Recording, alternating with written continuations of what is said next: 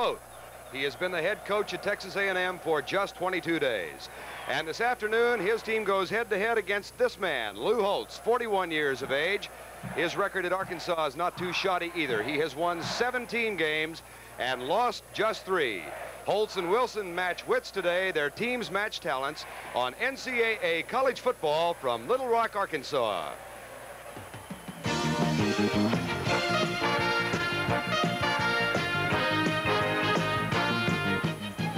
Today, live from Little Rock, this ABC Sports exclusive is brought to you by the Continental Insurance Companies.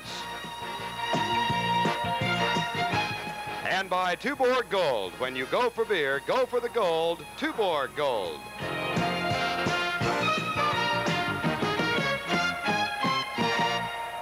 War Memorial Stadium in Little Rock. Good afternoon, everybody. I'm Verne Lundquist, here to call the play-by-play for you. And we have what we think is going to be a tremendous afternoon of college football here in mid-November.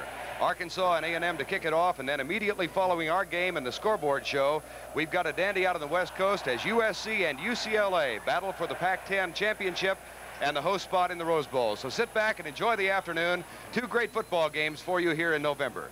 Working with us is our expert analyst today. For the past 20 years, the head coach of the Air Force Academy, and he's become my good friend, Ben Martin.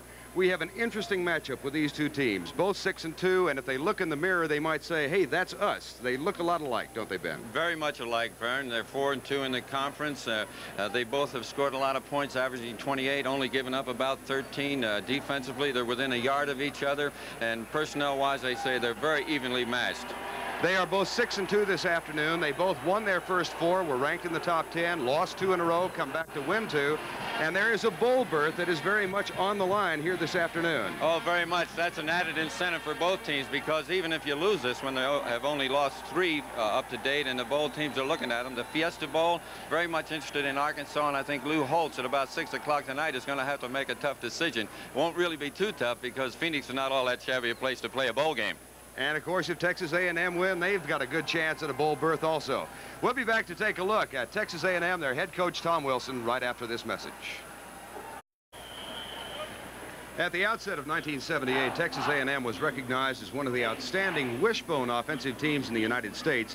Tom Wilson replaced Emory Bellard a little less than a month ago, and they went primarily to the eye. It really helps them take advantage of the talents of their young sophomore quarterback, Mike Mosley. Mike Mosley can do it all. He's a good option runner. He's only a sophomore, but he has quick feet. He has a lot of courage, a lot of good athletic judgment. I really like his play. This was 2 weeks ago, a key play, 3rd down and 5, late in the ball game against SMU, 17-17. He converts this, and it's a marvelously adopted play. Really is, to Russ McKeeska, his tight end, and there's a powerful kid, too. That's a get-off-a-hook play by a courageous athlete. Mike Mosley can throw it. He is also tremendous on the option. He can run, and he hands it off to one of the fastest backs in college football, Curtis Dickey. Curtis Dickey, you really have to admire this young man. He's the NCAA indoor sprint champion. He can really run fast. Goes through single tackles. He makes the tough yardage on the inside, but he has the speed to go outside too. As Mosley finds him on a counter play, he gives the in and out move. You really have to have sprinter speed to carry out that kind of a move. Curtis Dickey and Mike Mosley, 2 of the offensive keys for A&M this afternoon.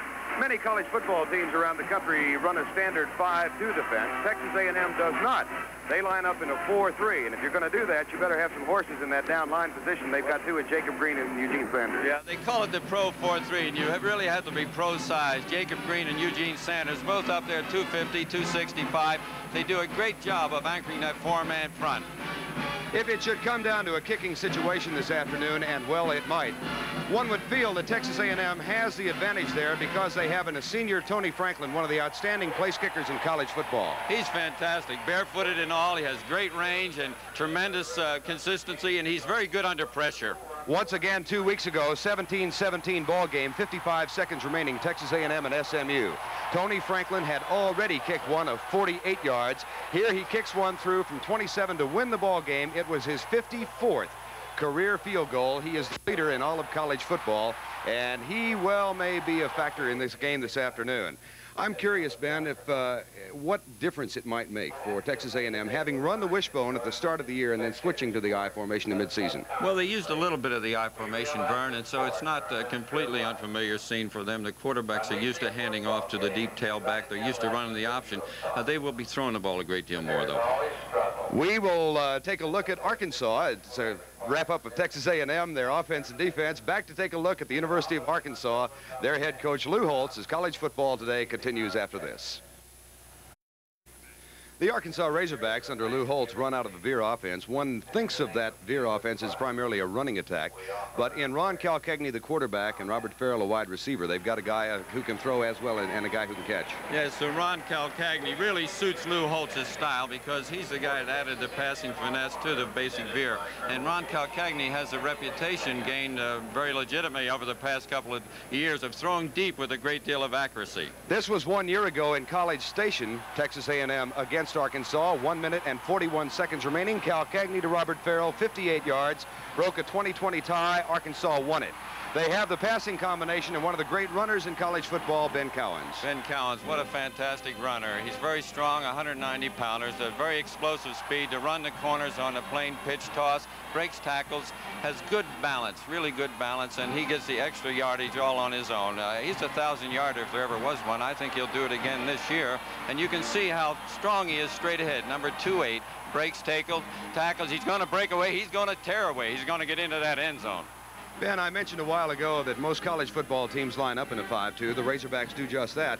And in Jimmy Walker and Dan Hampton, they have two fellas that they think as a tandem are probably two of the outstanding defensive tackles in the game. They really are. And Verne, you know what they do so well? They penetrate the line of scrimmage. They both make a lot of tackles in the opponent's backfield, and that's very unusual for one tackle to do.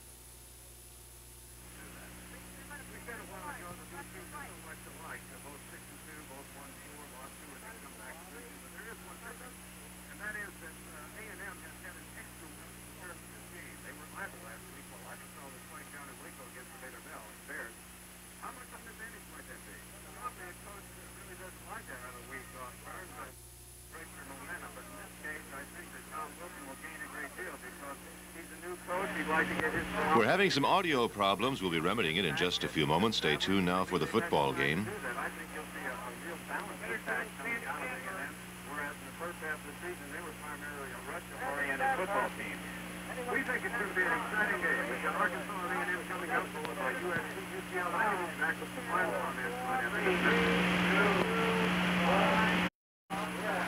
On the field now, Memorial Stadium. Arkansas, University of Arkansas, alma mater.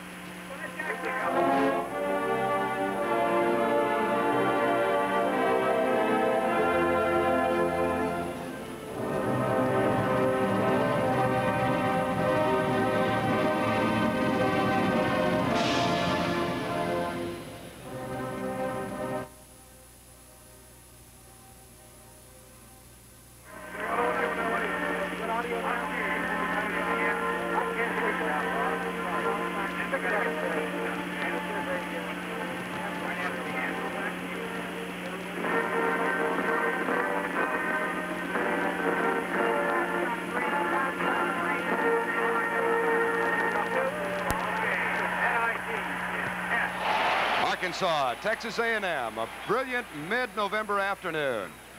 We think it's going to be a great football game. We invite you to sit back and stay tuned right after this message.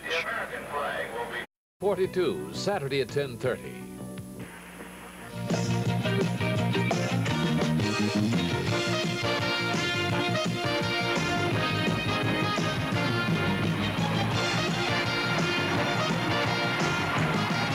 NCAA college football today live from War Memorial Stadium in Little Rock, Arkansas. The Aggies against the Razorbacks, a game featuring two fine running backs. Number 22, Curtis Dickey of Texas A&M. Number 28, Ben Cowens of Arkansas. This ABC Sports exclusive is brought to you by the folks at Chevrolet, who invite you to come on into your Chevy dealers coast to coast for a look at an all-star lineup of cars.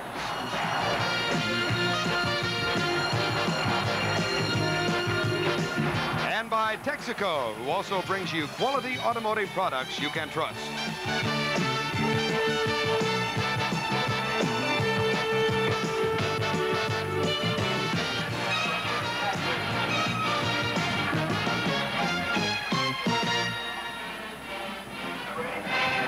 12,555. They've sold every seat in the house here in this fabled old stadium, located in War Memorial Park in Little Rock, Arkansas. Texas A&M and Arkansas meeting in the Southwest Conference battle this afternoon. And good afternoon once again, everybody. Verne Lundquist, along with former Air Force Academy head coach Ben Martin. There are so many unknowns, Ben, going into this ball game, and I'm curious from Coach, what kind of things the coaching staff can do to prepare for a game like this? This is a very unique situation in that the A&M coaching staff changed just a couple of games ago, and so you have a brand new philosophy, and the scout report is kind of out the window. I think that Lou Holtz and his crew are just going to have to stand by for every emergency. You're going to see little conclaves meeting around the bench discussing what happened, and they're going to have to adjust. What Tom Wilson can do probably is to jazz it up with some more formations, motion, maybe split his backs, throw a lot more finesse passes in there. I think that if I were Lou, I'd be standing by for everything in the book from the standpoint of an offensive attack. Let's take a look at the coin toss going out down in the field. Arkansas will be dressed in maroon and white, and the Razorbacks in white jerseys.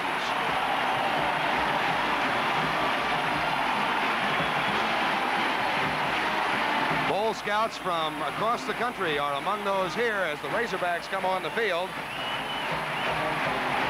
Made the trip down from Fayetteville yesterday. These two teams are meeting for the 52nd time. They met for the first time in 1903. A&M won that one 6-0. Arkansas has won 29 since. The Aggies have won 19. And there have been 3 ties. Last year, 26-20 down in Little Rock. A&M won here 2 years ago. Temperature of 55 to 60 degrees, a clear day in Little Rock. Back with the kickoff after this message.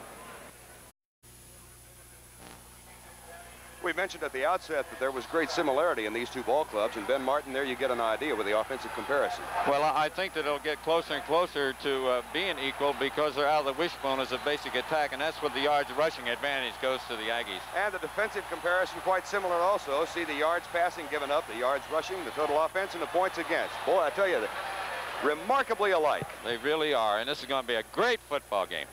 Ish Ordonez, first-year kicker, replaced Steve Little, who graduated and went on to a professional career. He's a young man from Carson, California, junior college transfer from West Los Angeles Junior College. He will kick off as we get the game underway. Temple Ade and Leandrew Brown are the 2 deep men for the Aggies. This will be Temple Ade, a freshman wearing number 26 with a lot of room to rip, and he comes left. 2 men to beat, now 1. If he can get by him, he's got 6. He does not, but he has the ball for A&M at the 32-yard line. As O.C. Jackson saved a touchdown, a 67-yard return. Verne did a tremendous job of opening up that center lane for the middle return. What a way to open a ball game. Just straight one-on-one blocking, but the kick coverage was spread too thinly across that front. They almost started this game with a Lulu. 67-yard kickoff return to get us underway. First down 10, Aggies at the Arkansas 32. Mike Mosley, sophomore quarterback. Curtis Dickey in motion. Mosley to flip it out. A flag is down. Dickey around the corner gets by Jim Howard and picks up about 9 down near the 23-yard line as Vaughn Lusby made the tackle, but let's check and see if it's not an A&M penalty for motion. That's it. Yeah, they weren't set. They're so anxious to get playing this football game, and isn't that something? Coach Wilson has started off all 3 of his football games as a head coach with a forward pass. Offensive backfield for Texas A&M. The quarterback is sophomore, Mike Mosley. Curtis Dickey is a junior. Raymond Belcher, a senior. The flanker, Doug Teague, and the split end is Gerald Carter. Offensive line, number 70, all Southwest Conference, Cody Risen. Number 67, Kyle Golson. The center, Preston Dixon, though Ed Pajovsky may be in there and back out of an injury. Doug Holmes, Zach Guthrie, and Gerald Carter. It is Preston Dixon starting in place of Ed Pajovsky. We thought the senior center might be back, but he is not yet. First down 15. Mosley fakes the draw, back to throw, pumps once, goes across the middle deep for McKeska. He's got it. First down at the 10-yard line. Russell McKeska, the tight end, had caught 5 passes in the first 6 games of the year. He caught 6 last week, and he catches the first down pass here. This is really something else. It's a straight drop back, fakes a little draw, throws a wounded duck up in the air. It's fluttering around, but Russ McKeska, who has been his #1 receiver, he really likes that big target. That's a fantastic way to get this first quarter action underway. First down goal, double tight end set. Phil Simpson has come in for A&M. He is lined up tight to the left side. He caught a touchdown pass from Mosley 2 weeks back. Here's Curtis Dickey to the 5, knocked down at the 4-yard line. A&M opening with a flurry. Defensive front line for Arkansas, Jim Howard, Jimmy Walker, Dale White, Dan Hampton, and Marty Mitchum. The linebackers, Larry Jackson and William Hampton, no relation to Dan Hampton. And the backfield, Vaughn Lusby, Brad Schaff is how they pronounce it, Trent Bryant, and Hugh Jernigan. Second down, goal from the 4. Dickey tries to get outside, breaks one tackle. Jim Howard wraps him up, hauls him down at the 9. Hugh Jernigan, number 24, helping Jim Howard, the defensive end. And we'll have a third down and goal from the 9-yard line. That's a pressure defense. They really went into their 9-man front. They're not going to let them get off the hook. Texas A&M. And we'll introduce the Arkansas offensive backfield when they get the ball. Here's third down goal. Doug Teague is wide to the left side. Gerald Carter wide right. Mosley pops it out. That pass is all timing. Gerald Carter, flag in the end zone when they have an interference call. Uh-oh. That's a new wrinkle, that over-the-shoulder drop in there. That takes some practice when you're a wishbone quarterback. It may be first down goal. That's the indication. There's Vaughn Lusby, senior cornerback from Lawton, Oklahoma, and he may have been guilty of the bump in the end zone. That's the call. Vincent Buckley, our referee. Well, they're up in what you call a bump and run defense, and he really did bump him with his right arm, just pushed him. A great leaping attempt there, but that's pass interference. A good call. First down goal. A&M scored on their first possession against SMU, and they may do it now. They do. Raymond Belcher, senior fullback, touchdown. Went right up the center over the blocks of Preston Dixon, Johnny Svatek, and Doug Holmes. And Belcher has his 4th touchdown of 1978. I knew all the Hogs knew that Belcher was going to get the football because the scouting report is that he's their short yardage runner, and he certainly came through. 5'10", 210-pound senior from Fort Worth. Tony Franklin will try and make it 7-0. Aggies.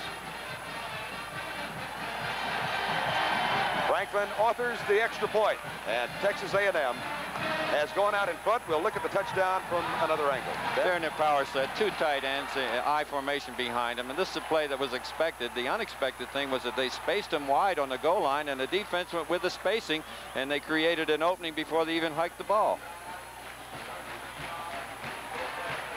Texas A&M goes 32 yards for the first score of the game. It was set up on a 67-yard touchdown return. Arkansas has the ball when we return.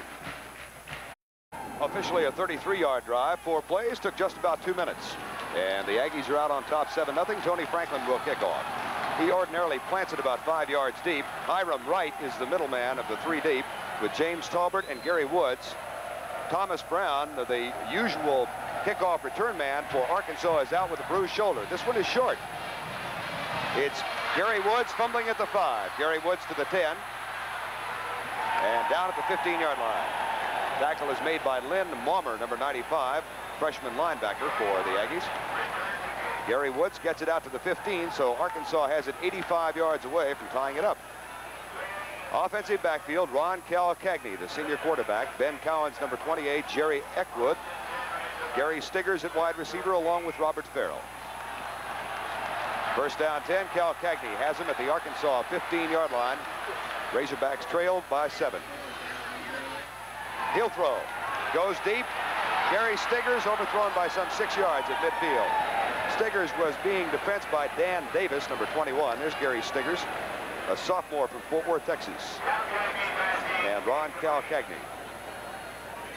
Offensive line for Arkansas, Philip Moon at left tackle, Chuck Herman the left guard, Mike Burlingame the center, George Stewart, Greg Kalenda, and the tight end is Charles Clay.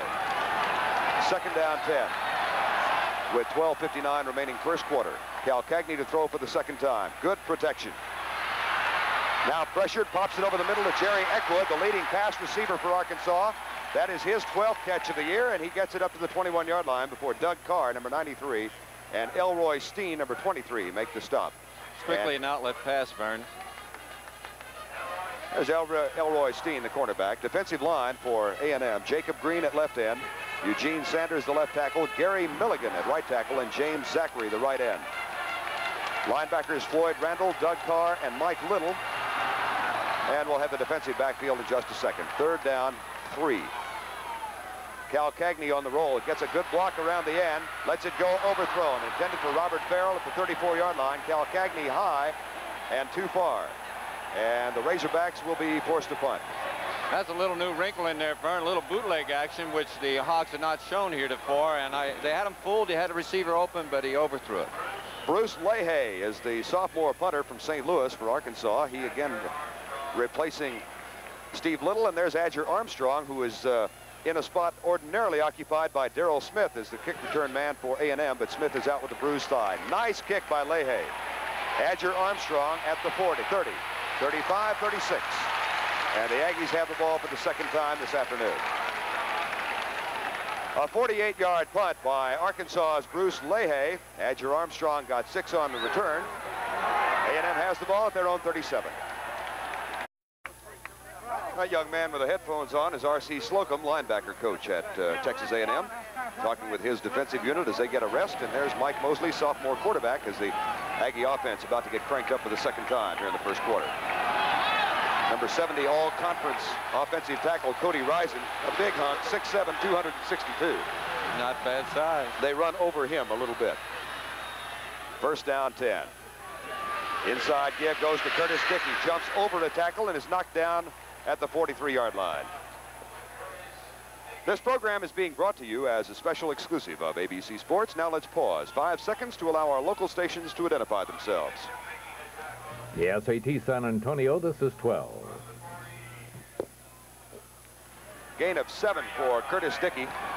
It's second down 3 at the 38-yard line. Aggies lead it 7-0.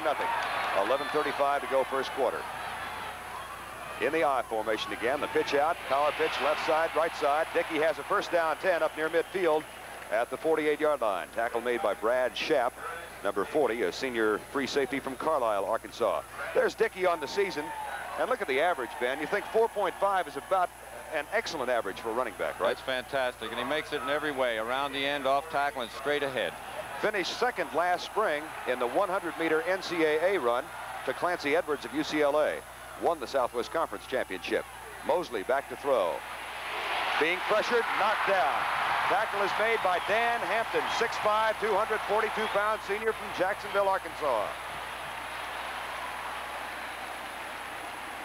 Well, Arkansas is in a pure zone defense. It's pretty tough to pick it apart. They make a good fake of the slam play, but they didn't fake the deep backs for Arkansas. They're back there waiting for it as Mike Mosley doesn't have enough time. The defense is too stout. He gets a terrific rush. He does the right thing, Verne.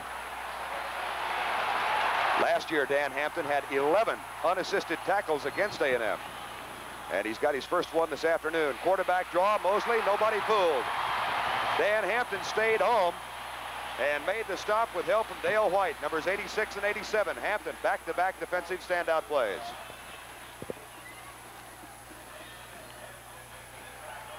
Well, this defense is really tough now. They're rising up. They've got the responsibility to get the ball back in a hurry for the Hogs, and Hampton does a super job of rushing in here. He gets rid of his man, comes back in, and that quarterback draw, that's a brand new play. They put a few in, haven't they? They sure have. In the week off. It's third down and 20. Mosley play action, rolling to his left, being chased by Jimmy Walker, caught and dropped by Jimmy Walker. Number 75, 6 foot, 232 pounds, senior from Little Rock, unanimous all-conference player a year ago, and you got a glimpse of why on that play. Jimmy Walker is really cat quick. He can really move for a tackle. A down lineman, he's as quick as most nose guards.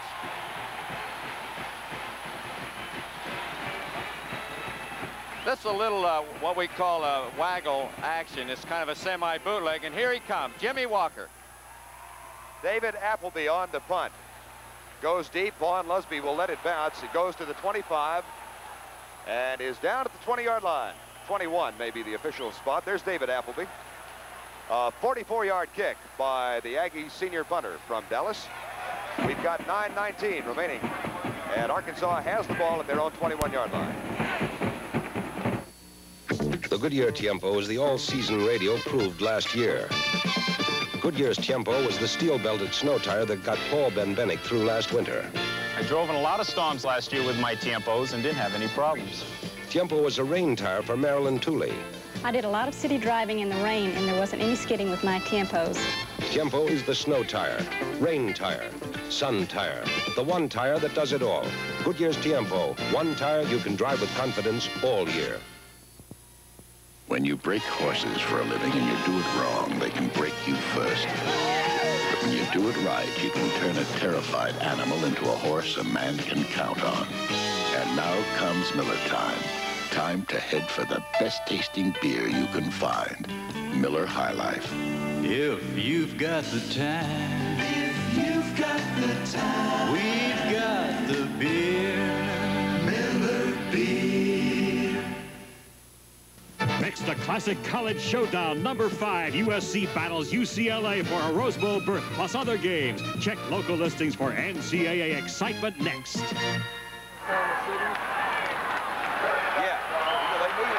Tom Wilson, head coach, 22 days at Texas A&M. Graduate of Texas Tech, where he was an all-Southwest Conference quarterback back in the mid-60s. Handoff right side. Goes to Ben Cowens. He picks up about 4 out near the 25-yard line. Doug Carr, the middle linebacker, number 93, made the tackle. Cowens has a chance to become only the first rusher in Arkansas history to gain 1,000 yards in 3 consecutive seasons. Needs 277 in his last 3 games and could become the all-time career rusher this afternoon with 31 yards. We'll keep tabs on that for you. He's got 4 on his first carry. It's 2nd down, 6. Ron Cagney will keep, cuts upfield, close for the first down at the 31. Floyd Randall, senior linebacker, number 55, and Carl Grulich, number 19, made the stop. Tell you an interesting story about Cal Cagney. He graduated from Cheney High School in Youngstown. He followed the footsteps there of a quarterback named Matt Cavanaugh, who played a little football at the University of Pittsburgh. And Cal Cagney's younger brother, Mark, is now the starting quarterback at Cheney High, and he is the starter because Matt Cavanaugh's younger brother was injured this year. Hey, that's really a tale to tell, Verne. Here's an injured player for Arkansas at the 25-yard line. Looks like Philip Moon, number 62, the starting left offensive tackle. Verne, it looks as if the Razorbacks are trying to establish the basic veer in this series. They came out throwing in the first series, and now they're going back to the straight-ahead dive and the base option to the wide side of the field, and that's what Cal Cagney does best. I think that you'll see them reestablish that, and then they'll have something as a point of departure. Philip Moon is on his feet, sophomore from North Little Rock, 6'3", 234-pound sophomore, and looks like he got a knock on the noggin. He'll be back. Over to the bench. Yeah, he'll be back. Well, I certainly hope you're right. Think so. First down 10. Razorbacks got the first down. We've got 8:42 remaining first quarter. Clock running. Donnie Bobo comes wide to the right side. And Robert Farrell is split wide left, just at the top right-hand corner of your screen. Split backs behind the senior from Youngstown, Ohio, Ron Cal Cagney. He'll pitch. Jerry Eckwood. Cut down nicely by Carl Grulich, the junior from Richardson, Texas. Number 19.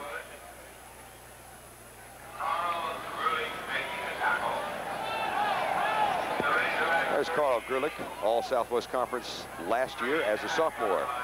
We've got a number of key games around the country today, and we're going to keep you apprised of what's going on in all of those critical games in addition to ours. For example, we'll be cutting live to Ann Arbor, Michigan, where Bill Fleming is standing by for a report on the Purdue-Michigan game. Also, Maryland, Clemson, and Auburn, Georgia. That'll be forthcoming throughout the afternoon.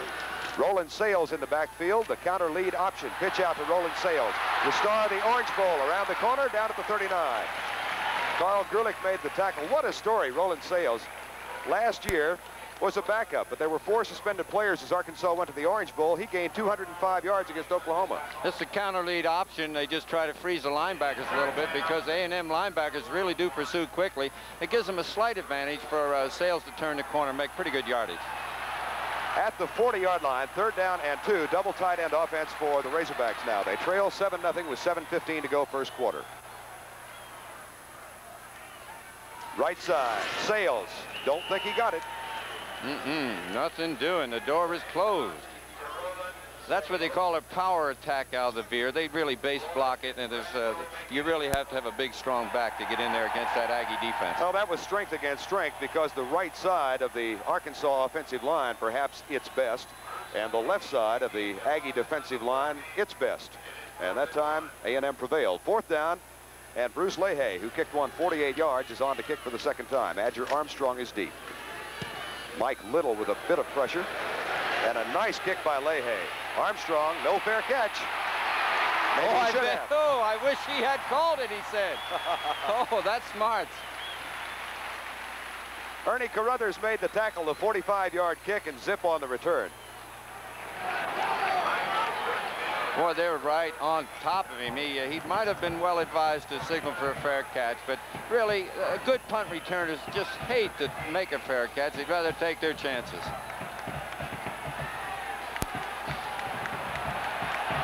First down 10. A&M, they lead 7-0. They scored on their first possession of the afternoon. Fullback David Brothers, number 32, is in the ball game. He got the handoff. Dale White and Jimmy Walker combining for the tackle for the Razorbacks as Brothers picks up a couple. David Brothers, number 32, from Seguin, Texas. They've produced some pretty fair athletes there. Russell Erxleben of Texas, little shortstop for the Kansas City Royals named Freddie Patek. Not too shabby a player he is. But I'll tell you, those two punts by Leahy really have done the job for the Hogs. They've got the Aggies back way up now. It's second down, 9. Mike Mosley. Dad was his high school coach. Father Sam from Humble, Texas. Mosley back to throw. Looks deep and wants it all. He's got Carter way downfield, but the pass is incomplete. Trent Bryant, number 25, had a shot at the interception near the 30-yard line. They are looking back up directly into the sun, Ben. I don't know whether or not that had an effect. Might have, but that was a good call. They backed up and they needed a big bunch. What the fault there was that Mike Mosley pulled the receiver into the center so the free safety could come over and help on the halfback. Third down and 9 with 5:47 to go first quarter. Carter comes wide to the right side. No, Al Nasser is in the ball game now. And Mosley hands it off to Dickey. Fumble. The ball is open. Scramble. Who's got it? Razorbacks pick it up. It's to the 10, to the 5. William Hampton, linebacker. And they're going to bring it back. I could not tell whether he got it in the air. The officials say no, that he picked it up off the ground. You cannot advance a fumble in college football. He had to pick it up in the air for it to be a legitimate touchdown. We'll look at it again. Well, they're giving it to the guy that does it all, Curtis Dickey. He just it pops out. A little hit there. He's scrambling for it. He's the only one who knows it's a fumble, and he's outnumbered. It does bounce up off the AstroTurf. You get the big bounce off that artificial surface. He went in, but they brought it back. You cannot pick it off and advance it off the ground. First down 10. First break of the game for Arkansas. Jerry Eckwood at the 21-yard line. He's had a troubled career at Arkansas because of injuries. He was one of the most highly sought senior high school athletes when he was a senior, but had a back injury his freshman year, was out all of last year with an injury, a knee injury, but has been healthy this year and has earned a starting spot. Two wide receivers wide left. Ben Cowan cut down at the 17. Doug Carr, number 93, made the tackle. 7-0 game. Arkansas knocking on the door with 5 minutes to go first quarter. Philip Moon, by the way, number 62, has checked back into the offensive line at left tackle for the Razorbacks. Donnie Bobo, number 44, goes wide to the left, playing in only his second game this year because of an injury. He had knee surgery in August, if you can imagine that, and is already back. First down 10. Cal Cagney slips at the 16-yard line. And there to squat on him, big Jacob Green, junior from Houston, defensive end. Oh, this is a great job on defense here. As he plays the option, slow plays it, makes the quarterback commit, and then jumps on him. That was a short side of the field play, not much room to operate. Second down 9 at the A&M 16. Arkansas trailing by 7. Here they come. Robert Farrell and Donnie Bobo both go wide to the left side. Tim Adams is the new tight end. He is tight right. Cal Cagney with a reverse fake. Now looks for the screen pass. Nobody is there. Now he's waving. It's sandlot football right now, and he goes and throws it toward the official. A flag is down in the offensive backfield. Doug Carr, the linebacker, was back in Cal Cagney's face. Oh, he called him for intentionally grounding the ball, Verne. That's not too popular in Little Rock. Cal Cagney is pointing in the end zone as if to say, I had somebody down there, but the only guy I saw in the end zone was that fellow wearing vertical black and white. Well, and it has to be one of your own teammates this year. You cannot throw it at over the opponent. This may be roughing the passer instead of grounding. That's the call. Oh, he roughed him? Roughing the passer. Wow. That changes the complexion, doesn't it? Yeah, well, that's a more popular decision. Oh, is he mad? Oh, Tommy, it happens. Don Wilson from Corsicana, Texas. 22 days as the head coach of Texas A&M. Wanted the job at Texas Tech, was bitterly disappointed when he was passed over and went to Rex Dockery. And then Emory Bellard's decision to resign, and Wilson finds himself as the head coach in Aggieland. It's 2nd down and 1. Cal Cagney to the 5. Cal Cagney, touchdown! Ron Cal Cagney, 8th touchdown rushing this year.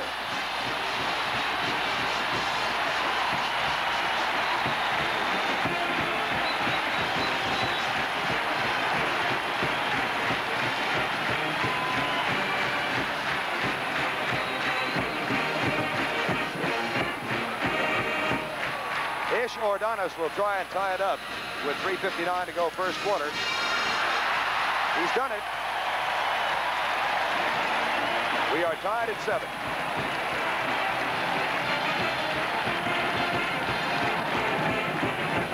27-yard drive in 4 plays.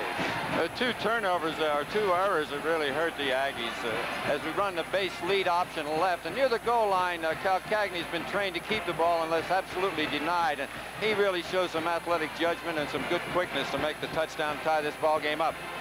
And from the ground, we take another look at the play. They're going to run away from you. He just hops back, fakes the outside dive, follows that man through the hole. It's kind of loaded, what they call loaded. The pop man just blocks the defender, and we get a touchdown.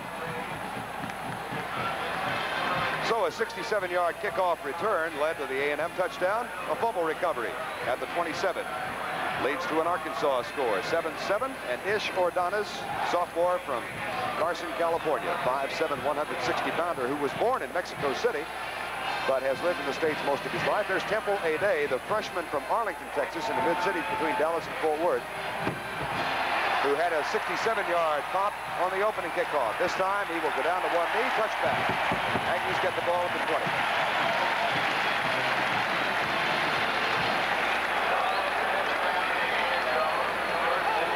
"27 yards, 4 plays, 1 minute and 41 seconds. 7-7 ball game. Cal Cagney's touchdown has tied it up, and we're a second under 4 minutes remaining in the first quarter. Well, we've had a series of great games on Monday Night Football. We'll tell you about the one forthcoming here in just a second. It's 1st down 10. I formation for Texas A&M. Curtis Dickey, right side. Dickey out to the 27-yard line before he is tackled. Stop made by Larry Jackson, number 66. A&M didn't have to go far to recruit Curtis Dickey. He grew up in Bryan, which is adjacent to the city of College Station. There is Larry Jackson, number 66. Last year was chosen as the Defensive Player of the Year on the NCAA series by ABC.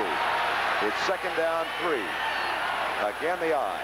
And again Dickey. Left side this time. 1st down at the 31. Tackle made by Mike Massey, number 48, who has come in at linebacker, a junior from Houston, Texas. There's William Hampton, number 86. 47 is Jerry Saxton, who is now in at defensive end. Hampton, Dale White, Jimmy Walker, and Jim Howard, the front 5. 1st down 10, Texas A&M.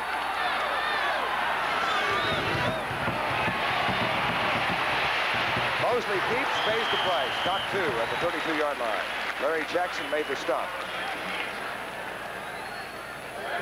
Verne, they're trying to neutralize Jimmy Walker, so they give him the power block, double team and just drive him right into the turf. He has no chance, but that frees up his end and linebacker, so he neutralized the play by being the victim of 2 of those Aggies knocking him down.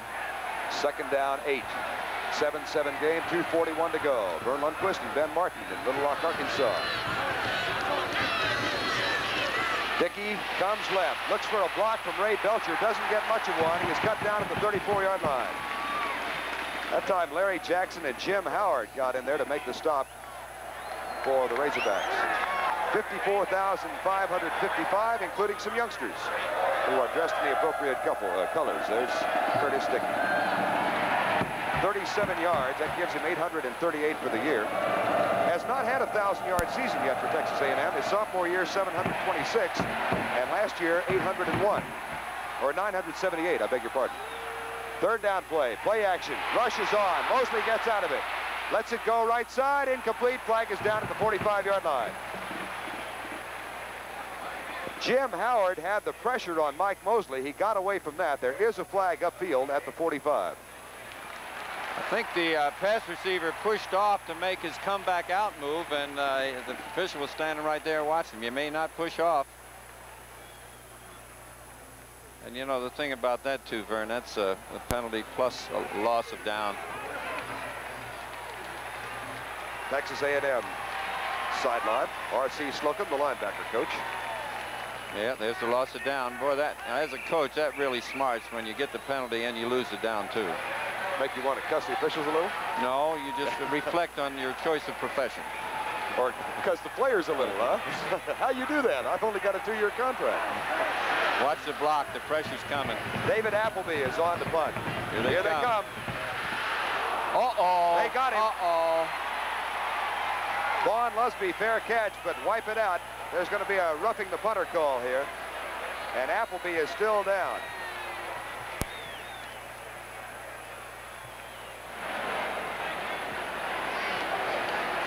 David Appleby. Arkansas gets in a 9-man front, and 8 of them come, and they're just reckless abandoning. They're sure they're going to get it, and they go for it, but they knock the punter down. A dangerous thing, but you know, in college football, it's not an automatic first down. They're going to have to punt it again. Here they come. They turned out blocked up front, and that left 2 guys come free. The searchlighter up front had to take the outside man, and they really were in great position to block it. But as I say, they're going to have to kick it again. Yeah, I think it's important to point that difference out because no guarantee of a first down at all, and Appleby is back on. Now Tony Franklin will punt. Appleby is going to the sideline. Franklin will punt. He has kicked twice this year. He kicked twice against Boston College in the second game of the season and kicked it for a 42-yard average. So I thought he was going to try a field goal there for about an 80-yarder. Well, he's missed one from 72 this year. Oh, wow. Here's Franklin to kick, fairly short. It's going to bounce. And it gets an A&M roll to the 25, to the 20, to the 15, to the 10, 7-yard line. Oh, wowee. A 59-yard kick, 45 of which came after it hit the ground the first time. Coming up Monday night as Franklin gets congratulations, a dandy ball game. Miami Dolphins and the Houston Oilers. Miami 8-3, tied for first place with New England, and Houston very much alive in the playoff picture with a 7-4 record. They're 2 behind Pittsburgh. They've got Earl Campbell. Miami has Delvin Williams. Join us live 9 o'clock Eastern time over most of these ABC stations. It's first down 10. Arkansas at the 7. Pitch out right side. Ben Cowens to the 10. Breaks a tackle, still going to the 15 and down to the 17. Tremendous second effort by Ben Cowens. That's why he's a great back. That's why he's a 1,000-yarder. He gets a lot of that. It's just a basic quick pitch out of the veer. We get 2 guys pulling out of the line to kick him out. Now he breaks a tackle there, a third tackle spins out of that. When he's down, he's up, he's still twisting. That's a great job by that fine running back. Looked like a coach's film, didn't it? Yeah. And they got the first down. So Cowens gets 10. He's got 18 for the day.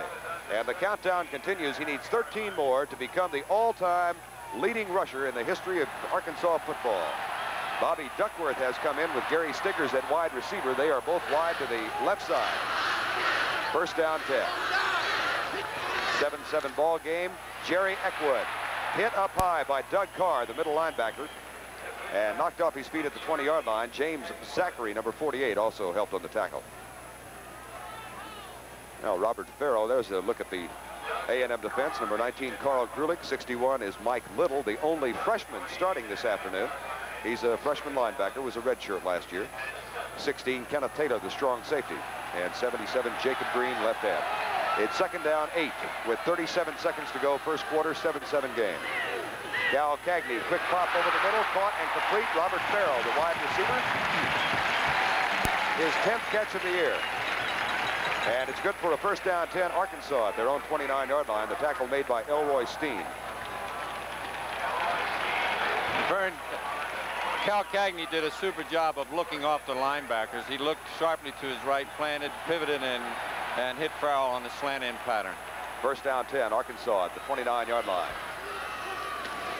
Cal Cagney coming left, pitching back to Cowan. He gets a block, gets around the corner to the 40. Watch out, one man to beat. Knocked out of bounds at the A&M 42-yard line. And with that run of 29 yards, Ben Cowens has surpassed Dickie Morton as the all-time leading career rushing running back at Arkansas. It's the lead option now, the split backfield. And Cowens has enough speed to squeeze up that little alley that they opened up for him before he's knocked out of bounds. Boy, what a super ball carrier.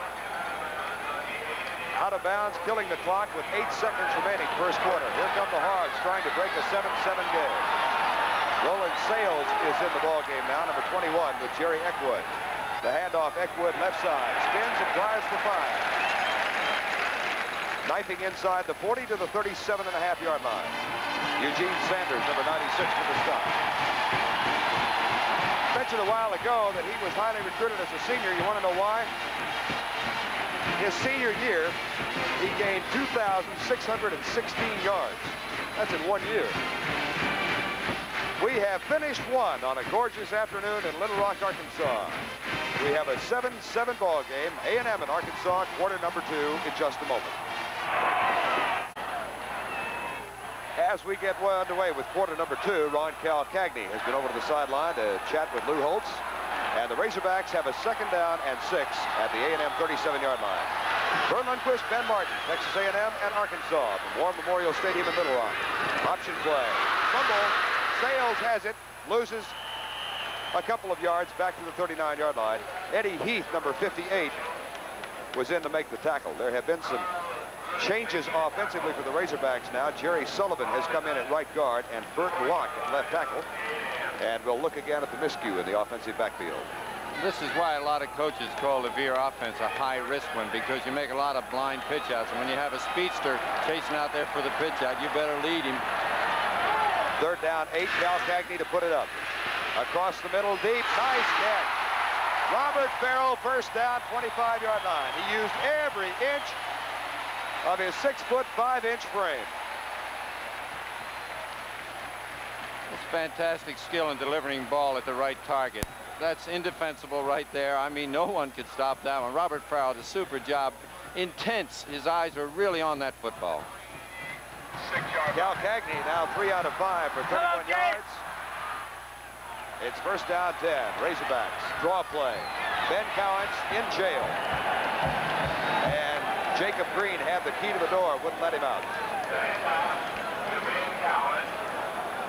First quarter statistics, fairly even, Ben. Yes, they really are. I think the time of possession is significant, and ball position as well as possession has been about equal, so that's why we have a 7-7 football game, Verne. A second down and 12 now. Arkansas at the 28-yard line of Texas A&M. Cal Cagney got by Jacob Green, but he cannot get by Doug Carr, number 93. So it'll be third down and 8. So one thing quarterbacks worry about when they're running that counter option, they spin, turn their back to the defense, and there's a guy right in your face. But Cal Cagney shows why he's an experienced, accomplished quarterback. He kept the ball. He didn't pitch it away. You know, as a coach, you're always looking for what you call a winner at quarterback. This guy's a proven winner. Arkansas has won 20, lost 4, and tied 1 in games that Cal Cagney has started. That's great. Third down and 8. Oh, he's open. Middle, wide open. Donnie Bobo. His 4th catch of this season. He had knee surgery in August and came back last week to catch 3 for 51. Strictly drop back. Cal Cagney, we got a curl in left to right. He stops, makes a super target, turns both numbers back to the quarterback, and then he tries to get extra yardage. Just a little guy, though. He's a deep threat. They have to give him a big cushion. He drives deep at the post. Now he's going to push straight down the field. Now he's going to curl in and stop and make the big target. Both numbers right at Cal Cagney. Good target. Timeout has been called on the field. Cal Cagney is going to come on over and chat with Lou Holtz, and we'll return to find out what they've decided after this. First down 10, Arkansas at the Aggie 12-yard line. 7-7 game with 12:19 to go in the first half. It has been raining all week here in Little Rock, and indeed throughout the Southwest. I mean, the weather was just awful on Wednesday and Thursday, but it began to clear yesterday afternoon, and it is sensational here on Saturday. First down's fairly even. It's first down 10, Arkansas at the 12. 7-7 game. Ron Cal Cagney has him at the line. The handoff. Oh, he still got it. Pitches back. Ben Cowens around the corner and gang tackled as he gets to the 8-yard line. James Zachary, number 48, is one of those down there. Number 16 is Kenneth Taylor. There's Zachary, and there's Ben Cowens, number 28. That front four for, well, there's Robert Farrell for Texas A&M now. Jacob Green, Eugene Sanders, Gary Milligan, and James Zachary. Number 51 is Cal Pevito, a freshman linebacker who is in at the middle linebacking spot now. And he is joined by Randy Harvey and Floyd Randall. Second down. Cal Cagney on the roll. Good block. Cuts upfield. Eugene Sanders envelops him. Envelops him. Wraps him up. Yeah, he did. I'll tell you what, that's a new play series that Lou Holtz put in. It's a bootleg action, misdirection. There again, trying to freeze those very rapid Aggie linebackers. It worked well. He froze them, but the pass receiver is not open. So we're in a must situation. They can make a first down without scoring. And Lou Holtz, an assistant coach at Iowa, William & Mary, Connecticut, South Carolina, Ohio State before he got his first head coaching job at the College of William & Mary. Double tight end set. Cal Cagney looks left, lofts it up, overthrown, incomplete. It'll be fourth down, and Ish Ordonez comes on to try the field goal to break the tie. Intended for Robert Farrell, deep left side of the end zone, but good coverage down there from Elroy Steen, the left cornerback. The Aggies are famous for being man-for-man lock on defense, especially near the goal line. And that play was designed really to beat it. A tall man against an average-sized guy, just throw it up in the corner. Ordonez is 9 out of 15 for 1978. This will be a relatively short kick from just about the center of the field. He'll kick it from the 13-yard line. 23-yard effort to break the tie. He's done it.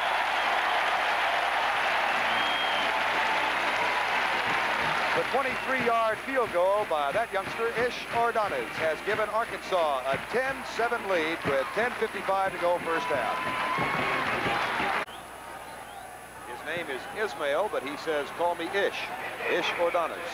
And he has just kicked his 10th field goal of the year to break the 7-7 deadlock. And he will kick off now from left to right. Leandrew Brown, number 35, left side of your screen. Temple A. Day, right side. He had the 67-yard kickoff return that opened the ball game. Ordonez. A. Day at the 1. Gets it out to the 19-yard line. So the Aggies get it back 81 yards away. Tackle made by number 16, Kirk Wolfel. There's the freshman Temple A. Day from Arlington, Texas. And they spot the ball at the 18 instead of the 19. First down 10, Texas A&M. Mosley, Dickey, and David Brothers. We'll see if Ray Belcher perhaps is back in there at fullback. Raymond Belcher has returned at fullback now. He is the short man in the I formation. The handoff goes to Dickey, squirts through right guard, and gets across the 20 out near the 23-yard line into the arms of Dan Hampton, number 86, and Larry Jackson, number 66. They're not the least bit bashful about running against the strength. They just run right at those tackles because they have a great running back in Curtis Dickey. Dickey has 41 yards on the afternoon. His high this season is 167. And has a chance to go across 1,000 for the first time in his career before the season is over. Here's the flip out. Good coverage from Jim Howard. And that forced Dickey inside, and there he was tackled by Larry Jackson. But the defensive end, Howard, played the block nicely of Raymond Belcher and got him forced back into the funnel. You'll recall that was a new play the first time they ran in the first quarter, Verne, in their first drive. But I'd say the Hogs really adjusted to that. Motion, a quick flip out in the flat, and they were all right there waiting for him. It's third down, 7. A&M is 1 out of 3 on third down conversions. See where Mosley will go. He's got Doug Teague wide left and Gerald Carter wide right. Hey, look at this split backfield. Yep, first time this year. Flips it out. Caught by his tight end, Russell McKeska. McKeska up with a first down at the 30-yard line. Larry Jackson made the tackle. McKeska, that's an interesting story. It shows you the difference that a wishbone and I formation could do to your passing game. I think I said a while ago he had 5 passes going into the 5th game of the year, and he has caught 6 in each of the last 2. And in that formation, the real pro set with split backs where you can get 5 quick receivers out there, he'll really come into his own. That's something they did during the week off, I would bet, Ben Martin. No doubt about it, Vern. Now they're back in the I on first down 10. Ray Belcher, the fullback, plunging forward for about 3. Larry Jackson again with a tackle. Been all over defensively for Arkansas. 5'11", 210-pounder from Hot Springs. There he is. ABC's Defensive Player of the Year. He won the honor in televised games last year against Texas and against Texas Tech, and then at the conclusion of the NCAA season was elected the outstanding defensive player in the country. Second down and 6. In the I once more. Mosley left side. And boy, does he pay the price. Dan Hampton and Dale White, number 86 and number 87. Hampton 6'5", 242, and White 5'11", 240. It's third down and 5. Aggies are 2 out of 4 on third down conversions. They face a third down 5 with 8:21 to go first half and trailing 10-7. Good ball game. It really is. That little slant move to the wide side of the field really defeated the option. They will go from the I formation on third down now. And Mosley will not throw. And Dickey will not get the first down as Jim Howard puts the brakes to that effort. And we will have either David Appleby or Tony Franklin on the punt. I think Appleby's going to come back. There's Jim Howard. He injured an ankle playing basketball on Thursday. And there was some thought that he might not be able to go today, but he obviously has been a dominant factor in that defensive line. Number 54, junior from Denver, Colorado. David Appleby is back in the ball game. Arkansas went for the block last time. This time they do not. Appleby, Vaughn, Lusby, fair catch at the 30. 7 minutes, 31 seconds remaining in the first half. A relatively short 33-yard punt has given Arkansas the ball at their own 30-yard line. Well, that's going to be a fun show tonight. Hope all of you can stay tuned. The afternoon stats on Ron Cagney, the senior quarterback. 4 out of 7 for 44 yards. Doesn't throw a lot, but when he does, he's usually on the target. 7 of 10 last week. There's a great deal of poise, Vern. I really like to watch him in action. It's first down 10, Arkansas at the 30-yard line. 10-7 game from War Memorial Stadium in Little Rock, where they have sold it out again. Bobby Duckworth is in the lineup at wide receiver. He is wide left. And Gary Stiggers at the top of your screen, wide right. Cal Cagney, handoff, Jerry Eckwood, 2 yards over right guard into the arms of Jacob Green, number 77, the junior from Houston. And number 96, Eugene Sanders, is also down there.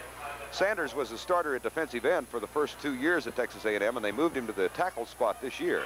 And Green moved into his old position. I know Tom Wilson would like the defense to cause a turnover here because his offense is kind of sputtering. They need something to happen. Second down 9, 7:02 to go first half. 10-7, Arkansas leads it. And Cal Cagney wants to throw. Pressured, flips it out, incomplete. Almost caught up at the 42-yard line by Bobby Duckworth, 6'3", 195-pound sophomore from Hamburg, Arkansas. That fella high jump 6'9". Is that right? Wow. And he threw it on the ground to him. Yeah. He's got his numbers crossed up. Third down 9. Razorbacks are 2 out of 4 on third down conversions. Cal Cagney has twin receivers wide left. Looks across the middle. Screen is open. Michael Forrest wide open to the 45 to 49-yard line. Oh, they set that play up so well. Mike Little makes the tackle, an 18-yard gain to Michael Forrest, senior running back from Brinkley, Arkansas. Really takes a lot of timing to execute this play so well. It was tactically called at exactly the right moment. It's a delay to the fullback. He sets up, blocks, bumps, and goes where the linebackers used to be. Cal Cagney lays the ball right on the money. Very soft throw, big gainer. Mike Little, number 61, with the stop. It's first down 10 at the 49-yard line. 10-7. Arkansas on top. Pitch back to Eckwood. Looks for a block from Ben Cowens. Gets it. Picks up 5 yards. And a tremendous battle over there in the A&M bench. Dan Davis, number 21, made the tackle. And then Jacob Green got in there. And so did Gary Milligan, number 63. You brought your Air Force team down here one time, didn't you, to play Arkansas? Yes, I did. We didn't have to play against Calcagny, but we played Frank Broyles down here in '75, opened the season. Half the lights went out that night. I thought we were going to get a forfeit. About the only way we could have been in the ball game. But they got the fuse fixed. Second down and 4 at the 45-yard line of Texas A&M. Option left side. Calcagny with a keeper, close for the first down at the 42. Eddie Heath, number 58, made the tackle. 6:14 to go first half. We'll have both bands for you at halftime. Texas A&M Cadet Band has made the trip up here. And the Arkansas Band. There's Ben Cowens, number 28. 85, Tim Adams, the tight end. And Ron Calcagny, senior quarterback. 3rd and 1. In a 10-7 ball game. Forrest and Cowens. Calcagny to keep, cuts, first down, 39-yard line. Jacob Green and Gerald Galloway made the tackle. Galloway is in there in place of Eugene Sanders now. 51, Cal Pevito. Calcagny got the first down 10. The drive keeps alive at 5:44 showing on the clock. How many times has that young man called his own number? Or really, Lou Holtz is his own offensive coordinator, and he gives that Calcagny an awful lot of responsibility. 7 for 23 and a touchdown this afternoon. First down 10. Wants to throw. Comes left side. Donnie Bobo wrapped up, driven down by Kenneth Taylor, the strong safety, a senior from West Texas. That is a town, not a geographic area. Got a good ground level shot of this. It's a crossing pattern with the twin receivers. They're setting this wide slot toward the camera. They just cross and they hits the inside out man who defender is chasing him here. That's the thing you do when you give the ball to a real good receiver and try to pop him. Second down 4. Arkansas at the Aggie 33. Right side, handoff, Michael Forrest. Knocked down at the 30-yard line by Cal Pevito, a 6'1", 222-pound freshman from Vidor, Texas. Number 51. 96, Eugene Sanders back in the lineup now. Number 50 is Randy Harvey, a junior from Duncanville. There's a look at Cal Pevito. Sat out last year, so is not a true freshman, but is a freshman in eligibility. 3rd down and 1. Arkansas 4 out of 6 on 3rd down conversions. You think Calcagny will call his own number? Well, he might do that. He's got good power straight ahead. That line is really moving out. Yep. Oh, yeah. Oh! They are going to rule that the ball was down. The official says the tackle had been made, the play was dead. Kenneth Taylor, look at chagrin on his face. That's a judgment call. It's a wedge-type quarterback sneak. Ron Calcagny right up between the linebackers. Here he goes. They had the little loop moving there. He stumbles and hit. The ball comes out when he hits. Mike Burlingame, the center, opened the way for him. It's first down 10, Arkansas at the 24. Left side, handoff goes to Michael Forrest. The flag is also on the field. I think the fullback started early, Verne. Which would be a 5-yard penalty against Arkansas, and that is the call. With 4 minutes to go. Well, the setbacks are so fast, I can't tell if they're jumping the gun or not. You didn't have that kind at Air Force? Oh, come now. Didn't get those big, quick guys, huh? There's Lou Holtz on the sideline. Must tell you, the papers here in Little Rock have been full of speculation all week as to whether or not he is going to return as head coach next year. And he has said he doesn't know what the future holds, but his intention is to stay at the University of Arkansas. But there has been a lot of public speculation. He's been lots of places, Lou has. He's got a tremendously varied background in football. William and Mary, North Carolina State, and Arkansas, along with the New York Jets for a year. First down and 15. Jerry Eckwood back in the lineup. Counter lead option, left side, pitch out. Eckwood gets a good block. He's to the 20, down the sidelines, and out of bounds at the 15-yard line. Nice run by Jerry Eckwood from Brinkley, Arkansas. Jerry Eckwood a couple of years ago was the main man in this attack, and he was slowed by injuries, but he shows the old form here. Turned the corner, comes back inside, finds the alley, breaks a tackle. He's really a good north and south runner. He had 2 touchdowns last week in the win over Baylor, and that got him his starting spot this afternoon in place of Michael Forrest. Adams and Clay, 2 tight ends in on 2nd down and 1. Handoff, Ben Cowens surging to the 11-yard line. 1st down, 10, Razorbacks. Cowens wants a face mask call, but they didn't see it or call it. Cowens with 54 yards on 7 carries. Boy, Arkansas has had the ball for a long time on this drive. They really have, and you have to give the offensive line a great deal of credit, led by Greg Kalenda. They're really moving out. 1st down, 10, Razorbacks. Jerry Eckwood. Cowens with the block. Eckwood gets a hard, tough 1 yard as Carl Grulich came up to stop him. The defenders look at this sweep, and the linebackers really have to make a quick move in pursuit, and they do. The Aggie linebackers are lightweight but very quick. A couple of 4-6 runners back there. There's no place for Jerry to run. He'd like to turn it up. 2nd down, 9 at the 10. 10-7 game, 3 minutes to go, 1st half. Cowens to the 5. It will be 3rd down and 4. Randy Harvey, number 50 in the area. James Zachary, number 48. And Ben Cowens gets up and comes back to the huddle. A&M coaching staff on the far sideline. Tom Wilson to the right of your screen is turned and walking away back toward David Appleby now. Now he's coming back toward us. And a timeout has been called by Arkansas. They used their 2nd of 3 here in the 1st half. So the Hogs have called timeout with 2 minutes and 32 seconds to go in the 1st half of play. They'll have a 3rd down and 4 when we return. Arkansas has been extremely successful on 3rd down conversions so far this afternoon. 5 out of 7. They confront a 3rd down 4 right now. Donnie Bobo comes way wide left. Double tight end set. And Cal Cagney has it. Buried. Doug Carr, sophomore middle linebacker from Gainesville, Texas.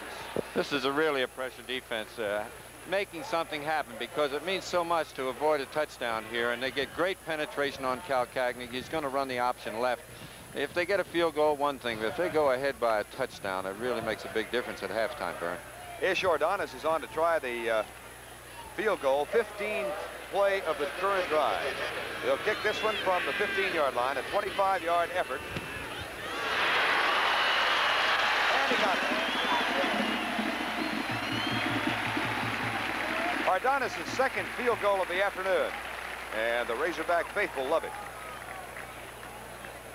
And we've got USC-UCLA coming up at the conclusion of our ball game and the scoreboard show this afternoon. That is going to be a great ball game as well, with so much riding on it. Once again, it has come down to Southern Cal and UCLA. It happens that way. Seems forever. Like... May see Florida A&M versus Southern game. Check your local listing for the game in your area. NCAA college football here on November the 18th. I don't know, if you ask for great days, this has got to be one of them. It is just absolutely ideal here in Arkansas. Temple A-Day and Leandro Brown are getting set to return the kick of Ish Ordonis. It goes toward Temple A-Day again at the goal line. Slips. That may cost him a bunch. May not.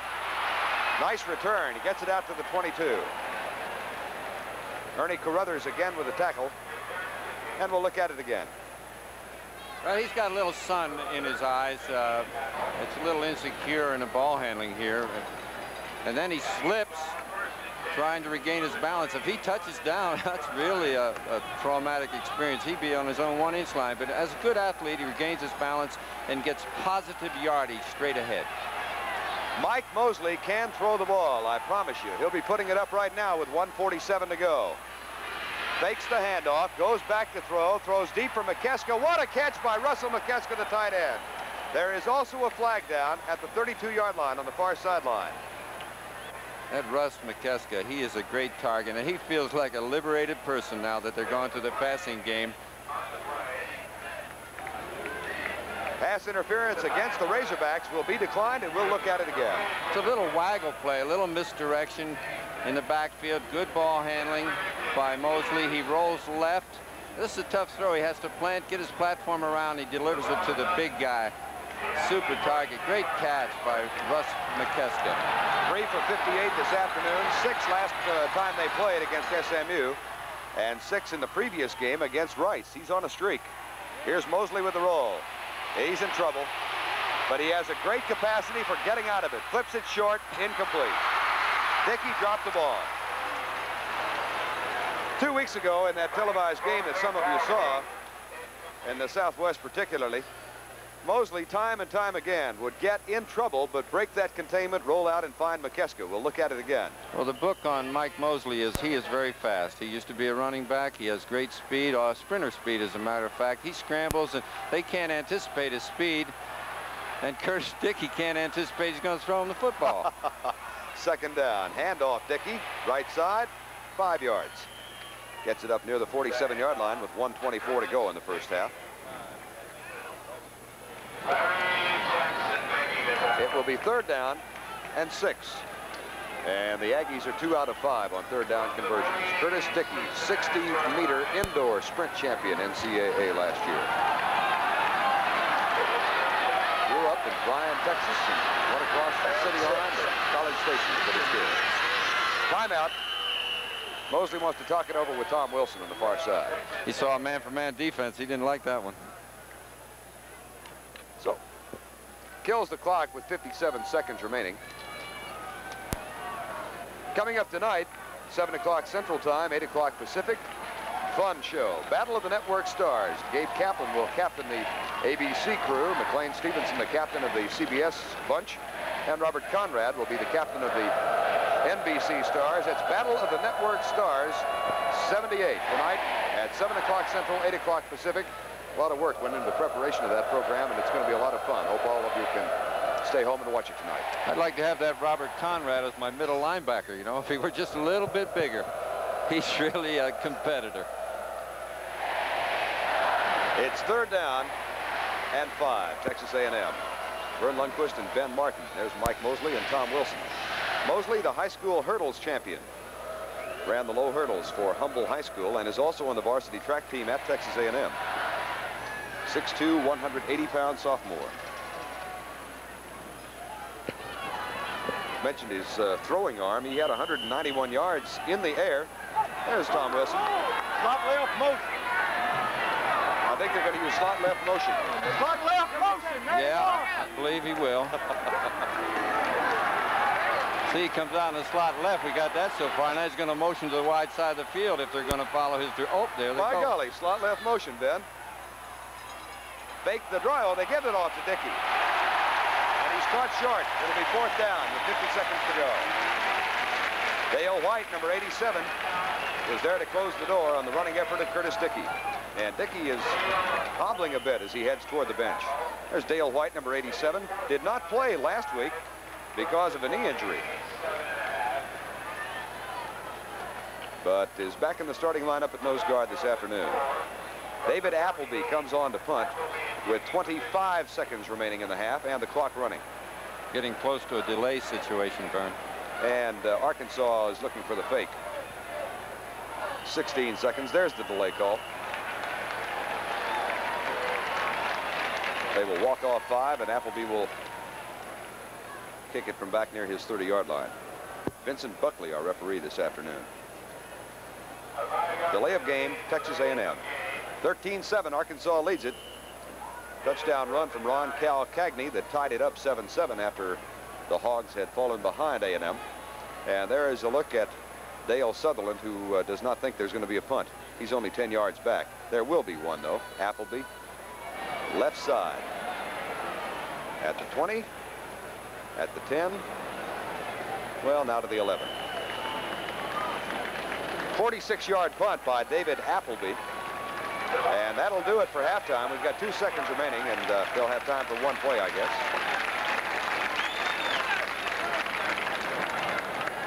Appleby on the far side, and part of the crowd at 54,555 they expect this afternoon. They sold that many tickets. 2 seconds remaining, first half. 13-7 game. And the Hog. I don't know who that is. Well, you were out later than I was last night. Didn't you? First down, 10. Cal Cagney comes to the left side, fakes the run, down at the 15. That'll be it for halftime.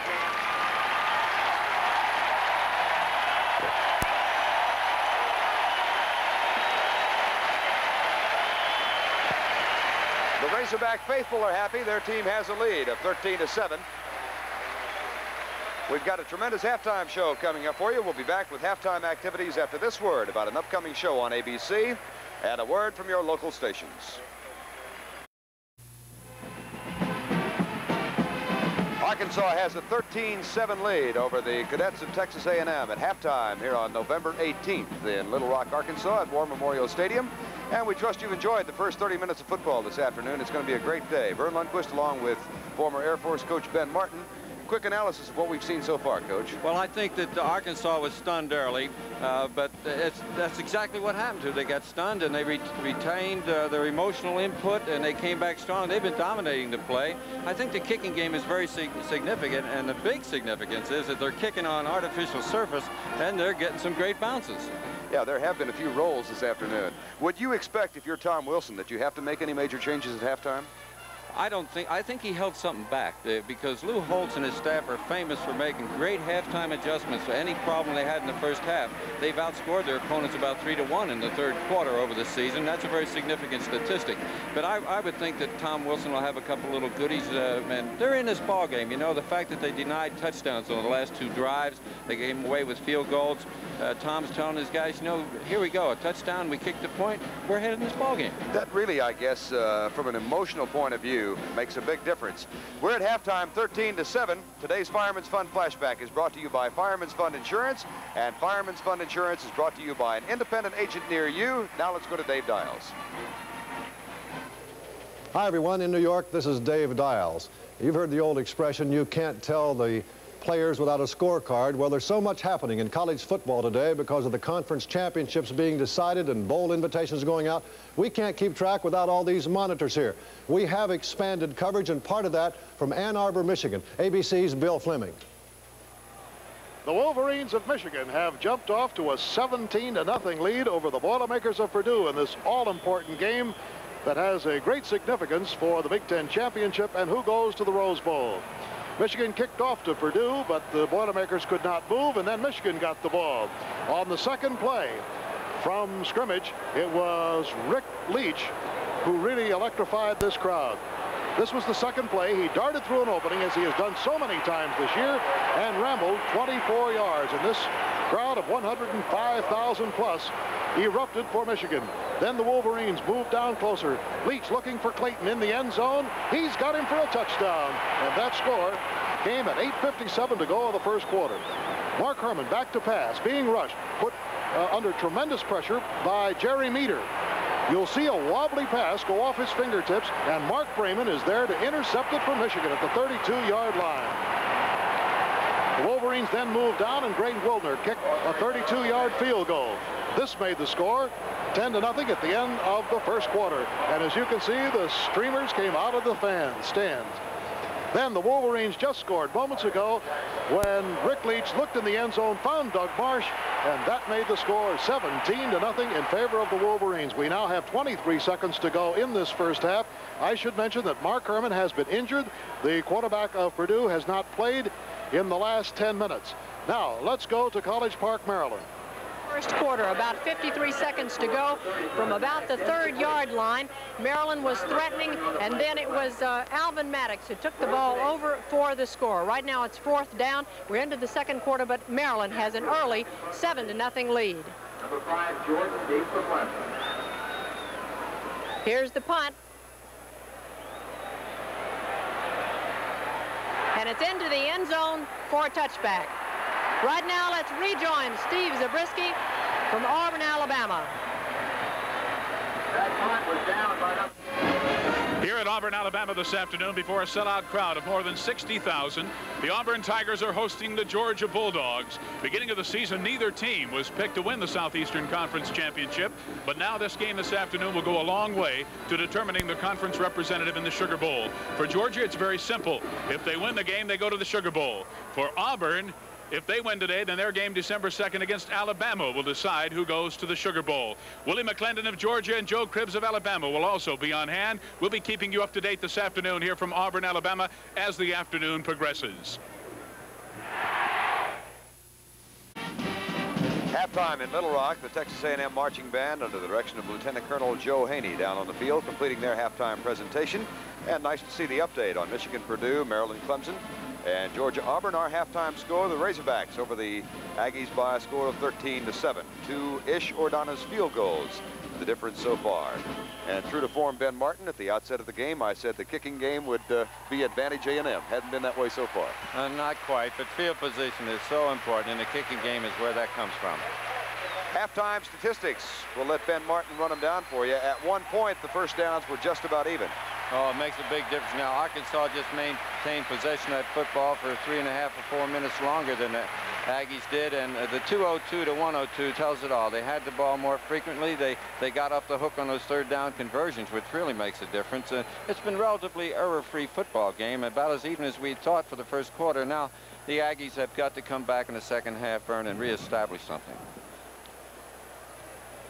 A lot of college football here as we reach the tag end. You saw highlights of this. 10-0 Michigan over Purdue. Notre Dame has an early lead over Georgia Tech. Notre Dame ranked number 10 in the country. And Army and Pittsburgh tied 7-7 first quarter score. Boston College over Syracuse. Syracuse freshman an upset win over Navy last week. And Boston College looking for its first win. Key battle in the East. Holy Cross over Rutgers, 7-0 first quarter score. Colgate out on top of Delaware, 10-7 in the first quarter. Dartmouth over Princeton at halftime. If Dartmouth wins it, they win the Ivy, 28-14. Yale leading Harvard in that traditional battle at Harvard Stadium in Cambridge, Mass. this afternoon. Yale 7-0. And Penn and Cornell are tied 7-7 in the first quarter. Florida over Kentucky, 9-0 second quarter. And Florida State leading Navy 7-6 in the second quarter. Navy possibly bowl bound this year. North Carolina State over Duke, 13-0. A second quarter score. Ted Brown probably having a good game in that one. And Wake Forest and South Carolina scoreless in the first quarter. Ohio State leading Indiana, 7-0 first quarter score. And the Buckeyes may be bound for a bowl bid. Iowa State leading Colorado, 17-10. That game being played in Boulder this afternoon.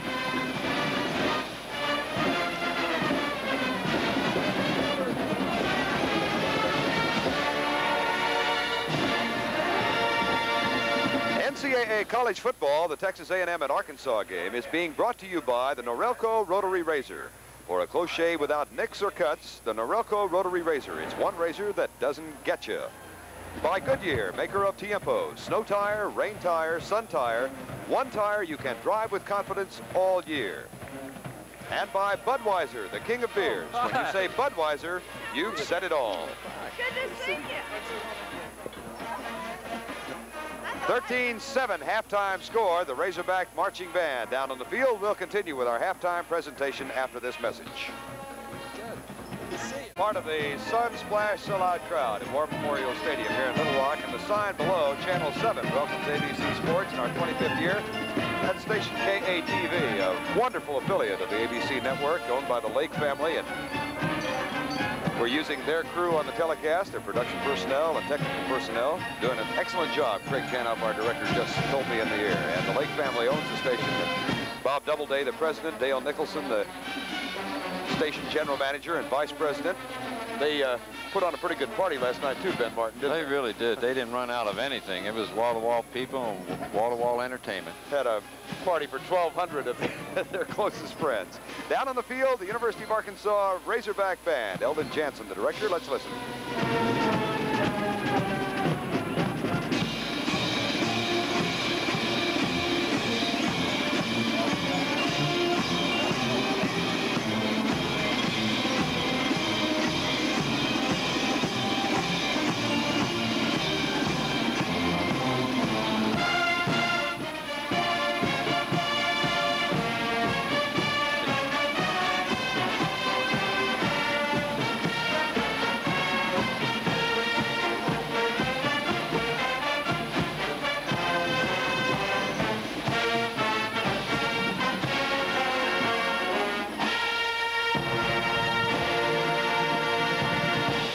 John Philip Sousa's Stars and Stripes Forever, and this Naval Academy graduate who sits to my left was at attention during that one. I was ready to march. Ready to go. Going to sign up and go back in, huh? Halftime. The University of Arkansas band has concluded its halftime presentation.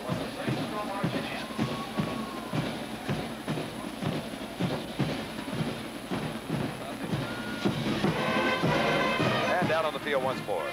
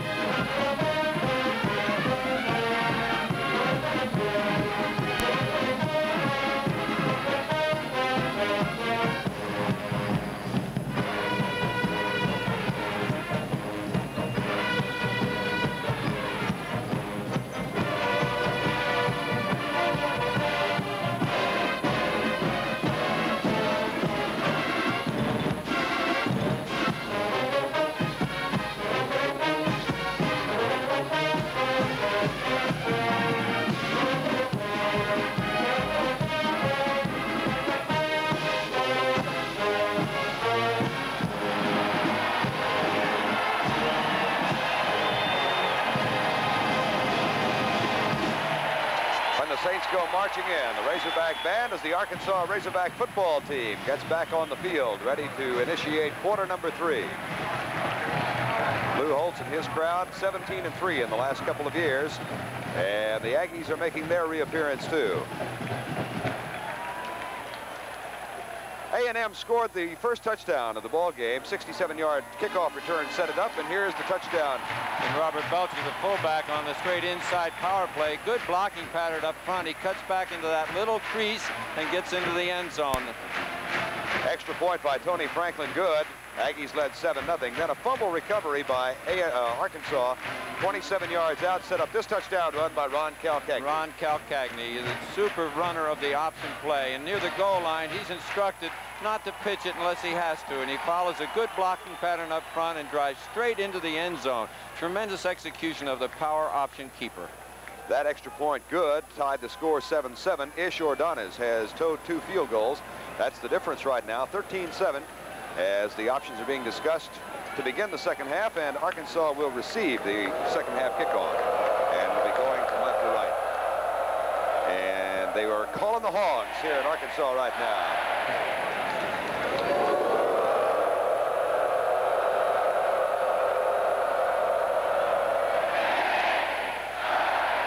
And one more time. Man, if I were a hog, I'd come.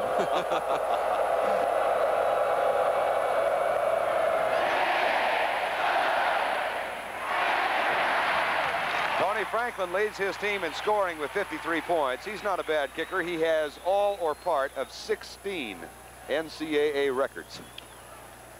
And Hiram Wright, junior from Topeka, Kansas, number 20, back to receive the kick. He is the middleman of 3. James Talbert and Gary Woods are also back there. Thomas Brown, who usually does the kick return chores for Arkansas, out with a bruised shoulder. Tony Franklin, he's going to have to make an adjustment. He's going to have to put another shoe on in the NFL. He says he's been practicing with the extra shoe, and it doesn't bother him. He just prefers kicking barefoot. Here's Hiram Wright at the 25. Gets out of a tackle by Doug Carr, but boom. Baldwin makes the stuff. Keith Baldwin. He'll be thinking about that one after the game. Those special teams guys are really a certain breed. This game was very even through the first 15 minutes of play, but Arkansas had 7 first downs in the second quarter, none for the Aggies, and they've got a first down 10 now at their own 29-yard line. Calcagney, option right side, cuts and picks up 4 yards. Reset the offensive backfield for the University of Arkansas. The senior quarterback is Ron Calcagney, number 18. Jerry Eckwood and Ben Cowens in the offensive backfield with him.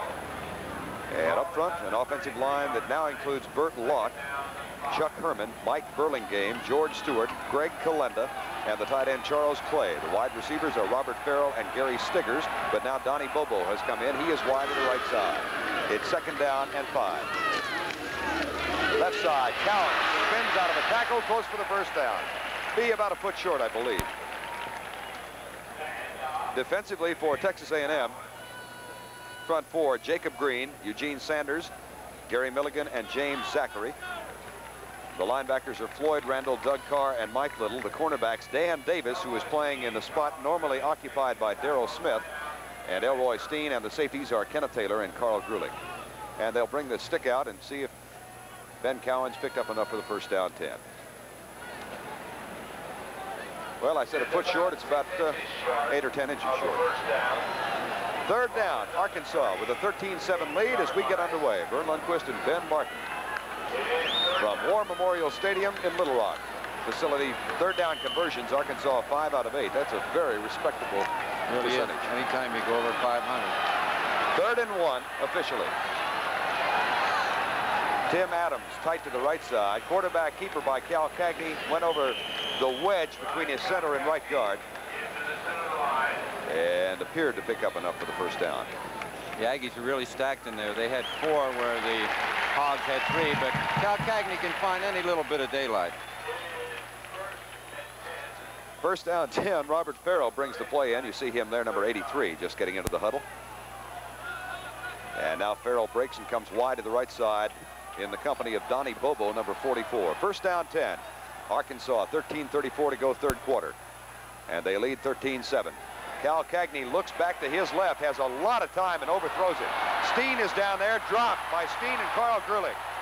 The Aggies have only 5 interceptions all year. They got 2 of them against SMU 2 weeks ago. And that time, Carl Grulich and Elroy Steen were battling for the ball. Now, this is a good call on first down. They run the option fake to the right, drop by Cal Cagney, throws it at the post, but the defenders are both right there. It's one of those things, Alphonse Gaston, and the ball bounces free. Big collision by 2 defenders. So that sets up a second down 10. Arkansas at their own 39, well, officially the 40-yard line. Left side, pitch out. Ben Cowan looks for a block from Kalenda.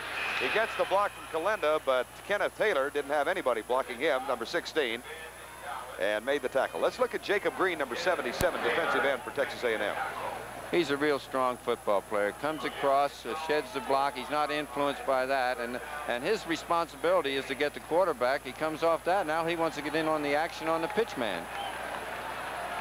And there's Kenneth Taylor straightening up Mr. Ben Cowens. And a look at Jacob Green from Houston Cashmere High School, 6'2", 242-pound junior. New quarterback, Kevin Scanlon is in the ball game. Across the middle, caught Bobo, first down at the 50-yard line. Kevin Scanlon snuck in on us, number 14, 6 foot, 185-pound junior. There's a look at Donnie Bobo. Scanlon has replaced Ron Cal Cagney. Now Cal Cagney comes back in, and Scanlon, having thrown and completed 1 pass, comes back to the bench. That's a tough thing for a young guy to do. Come in, get 1 play, and then throw a curl-in pattern right on the money. First down 10 at the 50-yard line. Arkansas has had control since the opening kickoff of the second half. Flip to the left side. Right guard, nothing there. As Cowens gets the handoff. Picked up 1. Jacob Green in the area again with Mike Little, number 61, and Cal Pevito, number 51, who is the middle linebacker. Freshman provider. Go Hogs, go. Arkansas National Guard, huh? Nice little recruiting effort. They recruiting those Hogs up there, huh? Cal Cagney on second down 9. Farrell, did he catch it? Did he trap it? He caught it. It's good at the 32. Down low, Farrell made the grab.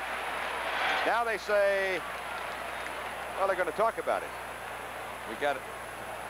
That's a judgment call, pure and simple. That's why they have 6 officials, 2 on each sideline. Somebody got overruled.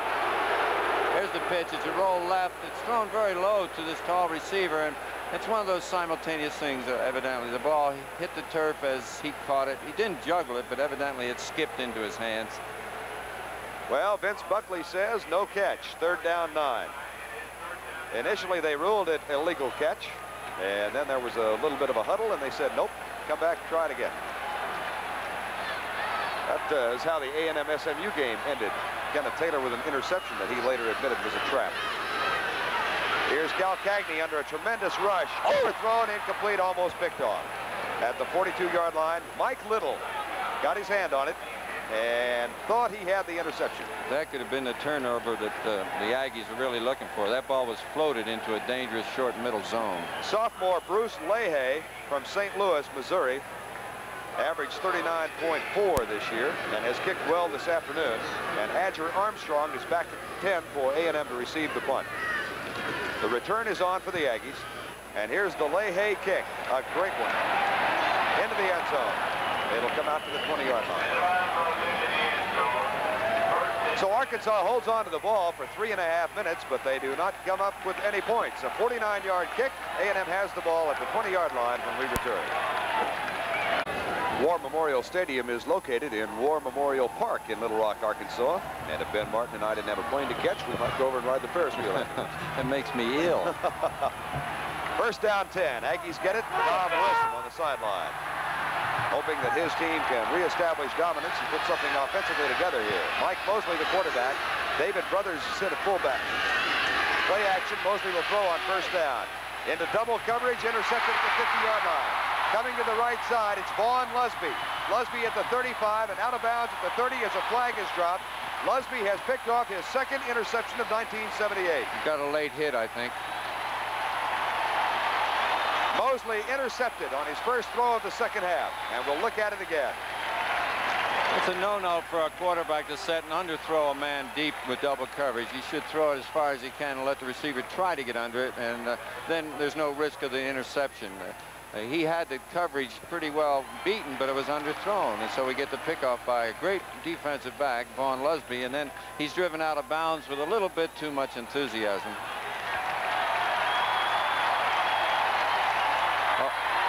Tom Wilson on the sideline, not too thrilled with the way things have gone. Here's a face mask violation on the tackle, and they step off yardage down to the 17-yard line. Second turnover for Texas A&M. They have had a fumble and a pass intercept. That is R.C. Slocum, the linebacker coach once again. He and his wife Janet, a couple of outstanding folks. Thank you. Got a man down also. Doug Holmes, offensive guard for Texas A&M, injured player.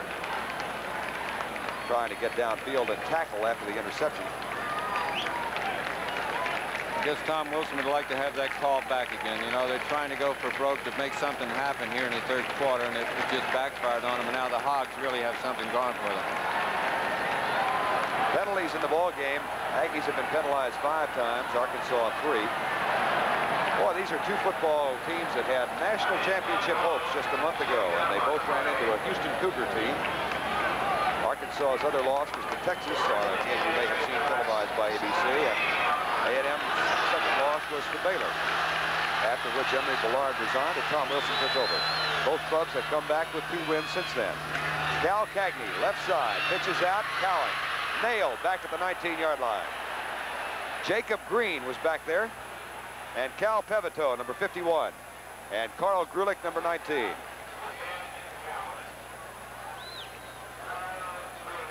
There's Jacob Green, 6'2", 242 pounds. He has tackled, not counting that one, 18 tackles for 109 yards in losses this year. That's fantastic performance.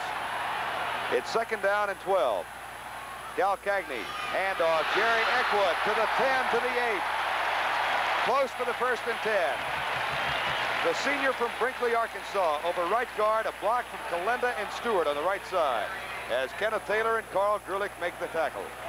That's the play that Lou Holtz calls his power dive. It's a base block. Everybody fires out in a zone straight ahead, and the back just finds that little daylight to the outside. Third down and 1 at the 8. 13-7.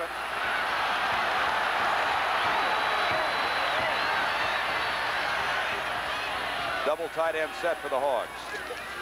Eckwood again. Flag is down. Eckwood to the 4. Flag on the offensive line of scrimmage. If the play stands, Arkansas has a first and goal. And the play will stand, apparently. Well, may get half the distance here, so they have the option there. Vince Buckley explaining. And Ron Calcagney audibilized at the line of scrimmage when he saw that 9-man front and broke up the cadence, so the Aggies were a little too nervous. They will take the penalty, get an additional yard out of it on the half the distance call. So it is first down goal, Arkansas at the A&M 4-yard line with 10:03 to go, third quarter. And here come the Hogs. Robert Farrell breaks wide left. Roland Sales, number 21, is in the offensive backfield with Jerry Eckwood.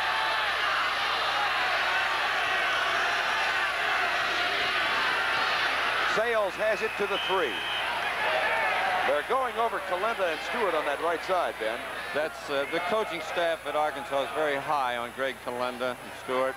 They just can fire out there. They're big kids, and the backs are used to running right behind them, and they really fire out along that line of scrimmage. George Stewart, number 74, and Greg Kalenda, number 73. Stewart is out now, and Jerry Sullivan has come in his spot at right guard, wearing number 65. It's second down goal at the 3-yard line.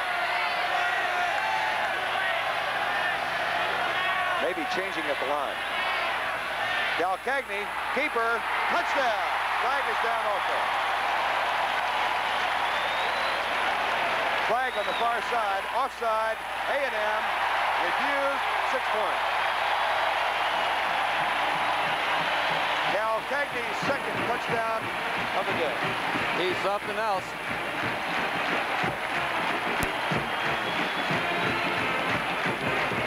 So the Hogs have extended their lead to 19-7, and Ish Ordonez will try and make it 27.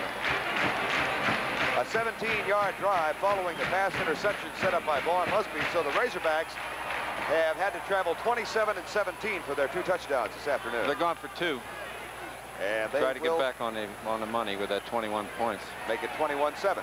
And Ordonez is on the bench, and here come the Razorbacks in the 2-point effort.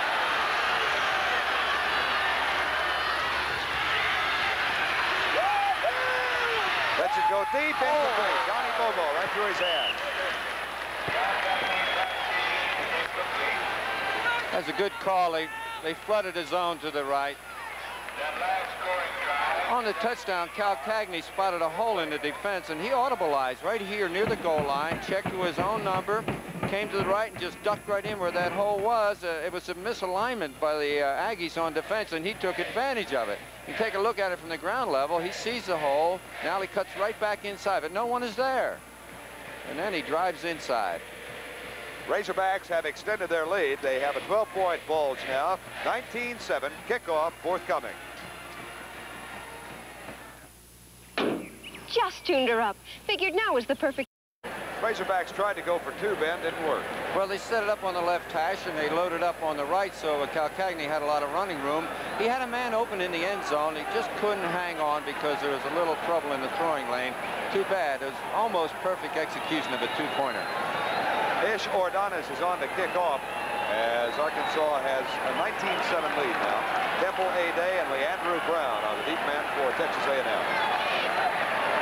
Ordonez near the goal line. It'll be Leandrew Brown. Fumbles it in. Picks it up. Touchback. Dangerous. It's a little dangerous. That'll give Tom Wilson heart failure. He just misjudged that ball. You know, the side wheelers, when they kick that ball down there, it comes down there like a helicopter. It kind of slithers and goes in every direction. He just mishandled it. We have played just about 6 minutes of the third quarter. This will be A&M's second offensive play of this half. Curtis Dickey and David Brothers, split backs. They are running split back offense for the first time this year. Dickey left guard, not much there. Larry Jackson, number 66. Would you believe the veer? They're running the veer just like the Hogs do. That is not David Bandy, it's Larry Jackson, number 66 for Arkansas. It's second down and 9. Doug T comes wide to the left. This time A&M will go from the I formation. Mosley is 4 out of 7 for the day. Hands it off Dickey. Look at that sprinter speed as he gets out to the 37. Marty Mitchum made the tackle. Jimmy Walker is so quick on that defensive left side of the Hogs line. They're going to stay away from him. He takes the outside, and then they come off to the left side with kind of a sprint draw. And Curtis Dickey cuts back, and there he goes.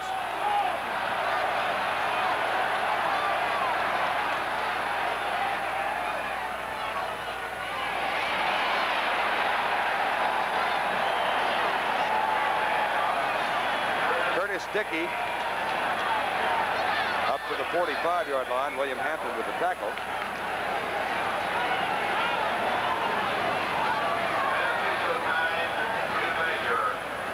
We got some speculation here, Ben, that's interesting about signal stealing going on down in the field.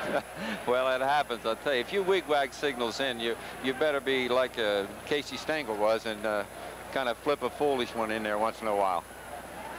Well, there's some thought down on the bench that the Arkansas coaching staff is reading the signals. There's Reveille, by the way, reading the signals that Tom Wilson and his staff are wig-wagging into the offensive huddle and relaying them to their defense. Well, I tell you, every staff tries it. Whether they're being successful or not remains to be seen. First down 10 at the 46-yard line. And off to the fullback, David Brothers from Seguin, Texas.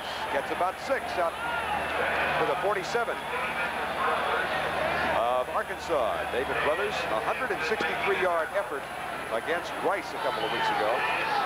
That was Cody Risen, number 70, one of the great offensive linemen in the Southwest Conference in the Arkansas defense.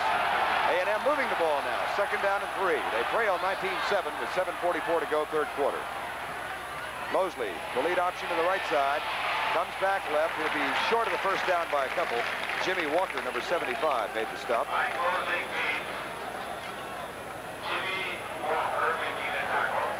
Once in a while, Jimmy Walker moves over and lines up as a nose guard because he's really built and his aptitudes are as a nose guard. He's short and strong and very quick and very tough to block. I think, just a fantastic play by a very quick defensive lineman, Jimmy Walker. A&M is 2 out of 6 on third down conversions. They have a third down 2 now at the 46 of Arkansas.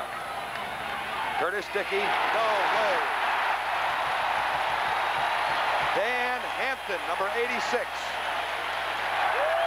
And the crowd loves it. There's the big fella, 6'5", 242 pounds.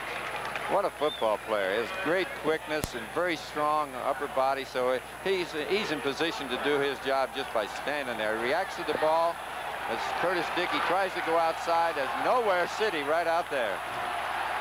Down 19-7 with 6:35 to go, third quarter. The Aggies are going to go for it. Fourth down and 3. Mosley wants it quiet. Vince Buckley says, come on, folks, give them a chance to hear the signals. It's kind of a courageous tactical decision right here, Verne. I tell you, they're barely inside hog territory, and we still got a bunch of time left in this football game. Do you agree with the decision?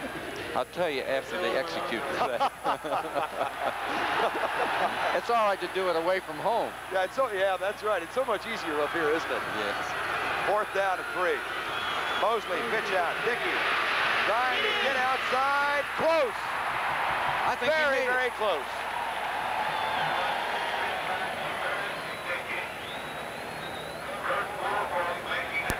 This is the basic power sweep out of the eye. Quick pitch, lead around the corner, kick out by the fullback. Didn't have to kick out. This is great speed. You know, a guy can run a 6'1", 60. He can go for first downs around the corner. Now then, do you agree with the decision? If I had Curtis Dickey to throw the ball to, I do. Well, it worked. They got the first down. That's really a courageous decision by Tom Wilson. Dickey, 77 yards for the day. First down 10 at the 44-yard line. Pitch out to Dickey, coming left. Fumble. Picked up by the Razorbacks. You cannot return the fumble. You cannot advance a fumble and hit the ground. Larry Jackson has it, but he's just going for a stroll in the park. They're going to bring it all the way back to the 43. Thought he might as well give it a whirl. Yeah, if he were a freshman, we might excuse him because in high school they can pick him up and run with him. So, it's a turnover. Same play the other way. The power toss outside, a lot of penetration, but Curtis Dickey turns the corner. He's got the ball rather loosely there. He got to put it away. He's transferring from his right to his left hand. It got away from him. That was Marty Mitchum, number 56, the defensive end, who forced the fumble. It's first down 10, Arkansas. Green almost offside. And off Cowens up near the 50. Jacob Green made the tackle. It's Cal Cagney, rather, not Cowens. And 3 turnovers for A&M now. 2 fumble recoveries, or 2 fumbles lost, and 1 pass intercepted. What a letdown after that very courageous decision to go for it on 4th and 4, and then the next play to have a turnover, and a lot of the psychological advantage has been lost. Second down 3 at the 49 of Texas A&M. Bull Berth for one of these teams for sure. Left side. Handoff goes to Ben Cowens. Gets close for the first down at the 46. Eugene Sanders, number 96, and Doug Carr, number 93, with the tackle. It was 7-0 Texas A&M early in the game. Turnover led to a touchdown. Arkansas tied it up 7-7. Ish Ordonez kicked 2 field goals in the second quarter to run the count to 13-7. And then a touchdown by the Razorbacks in the third quarter gives them the current 19-7 edge. Bobby Duckworth comes wide to the right side, all the way off the field of play, as a matter of fact. The double tight end set, Charles Clay and Tim Adams are the tight ends. Clay, tight right. Cal Cagney keeping, spinning, down at the 45. He got the first down, 10. Doug Carr with the tackle. That's a pattern that's been repeated so often by Cal Cagney. It's 3rd and short or near the goal line. He's not going to pitch the football. Now, you have to come out if you ruin your jersey. New rule in college football this year. You must come out if you have the tearaway jersey torn away. So Kevin Scanlon is on at quarterback. Scanlon, number 14, was in for one play earlier. Transferred from North Carolina State. He is from Beaver Falls, Pennsylvania. He's a junior, and he holds all of Joe Namath's old high school records at that school. Pitch out, right side. Michael Forrest, take a look at Jacob Green and say hello, number 77. You know, Verne, talking about those tearaway jerseys, some people say, well, he should have had a tearaway on when he got sacked right here. But this is so typical of the defensive line for the Aggies. They make such deep penetration in their moves. They make a little slant move, penetrate the gaps, and get those losses on their stats. 2nd down 15, back at midfield at the 50-yard line with 3:54 to go, third quarter. Cal Cagney back in there. Good block left side on Eddie Heath. He's going deep, up in the air for Gary Stiggers, almost intercepted. Kenneth Taylor, who has 2 interceptions this year. The last one against SMU a couple of weeks back, and Gary Stiggers with 9.7 speed down that far sideline. It'll be 3rd down and 15. Often said, Verne, that one of the most exciting things in college football is the long incomplete, and that shows it. There's a lot of tension here. Good pass defense, good position, good body position, almost a great play. Was a great play. It's 3rd down 15. 2 wide receivers wide left. Bobby Duckworth and Donnie Bobo. Cal Cagney looking that direction, fires short. One hopper to Bobby Duckworth at the 35-yard line. So Ron Cal Cagney will come over to the bench, and Bruce Leahy comes on the punt. Cal Cagney for the day now 6 out of 15 for 66 yards. And Adger Armstrong will go back to receive the punt. So Arkansas, for the first time today, unable to convert the turnover into a score. Their 2 touchdowns both followed turnovers. Adger Armstrong waits for Leahy's punt. Left-footed kicker, great kick, super kick. He takes it, no fair catch. 8-yard line.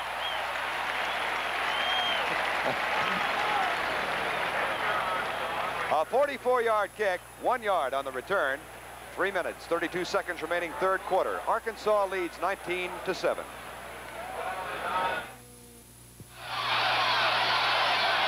Fantastic scoring play by that New York Life Insurance team.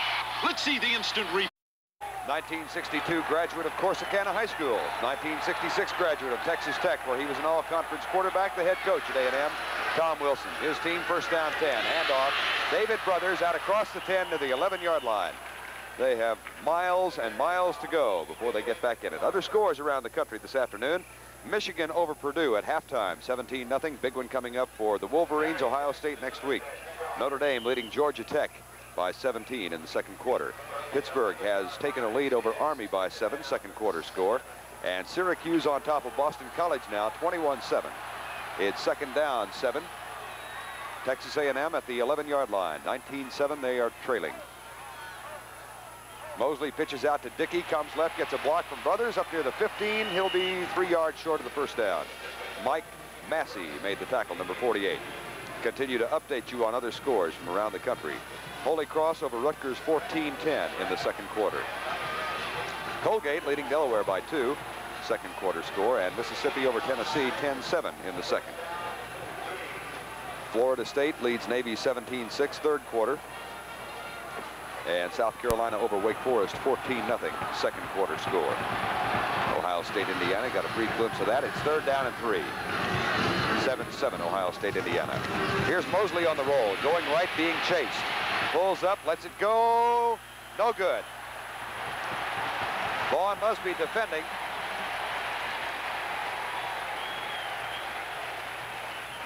We've got a great shot of the rollout pass as Mike Mosley rolls to his right into the strength of the Hog defense, though, and he's pressured deep, has to really roll deeper than he wanted to it, and that slowed up the timing. He delivers the ball accurately, but the timing was a little late, so we don't get the inbounds catch.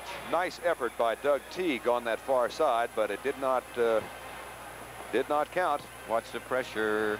David Appleby. Are they coming? No. Not this time. Appleby, pretty good kick. Vaughn Lusby waits for it at the 39. Good downfield coverage. But Lusby gets away from one, can't get away from the second. And Arkansas gets it back after that 46-yard punt. They've got the return on, and so they hold up the punt coverage team, and Lusby does a good job of fielding the ball, but the defense recovers. He does not get away from them.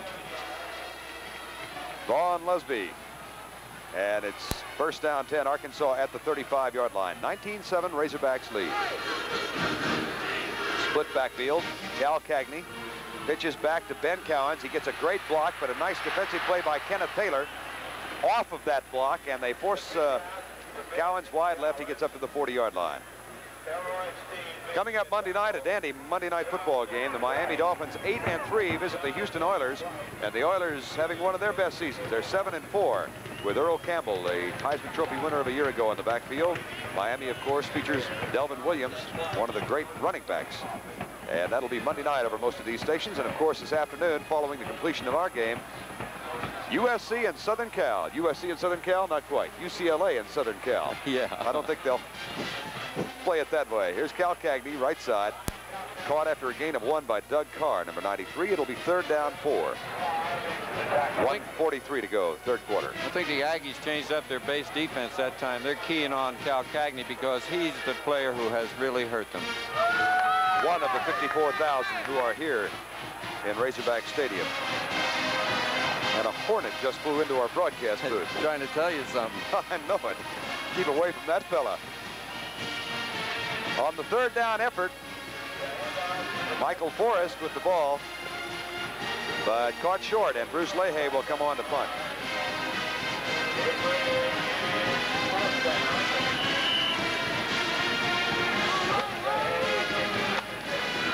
There's Bruce Leahy, who has done a good job this afternoon. Has he ever? And we will have funeral services for the Hornet here at the end of 3 quarters of play. The Hornet's gone, folks.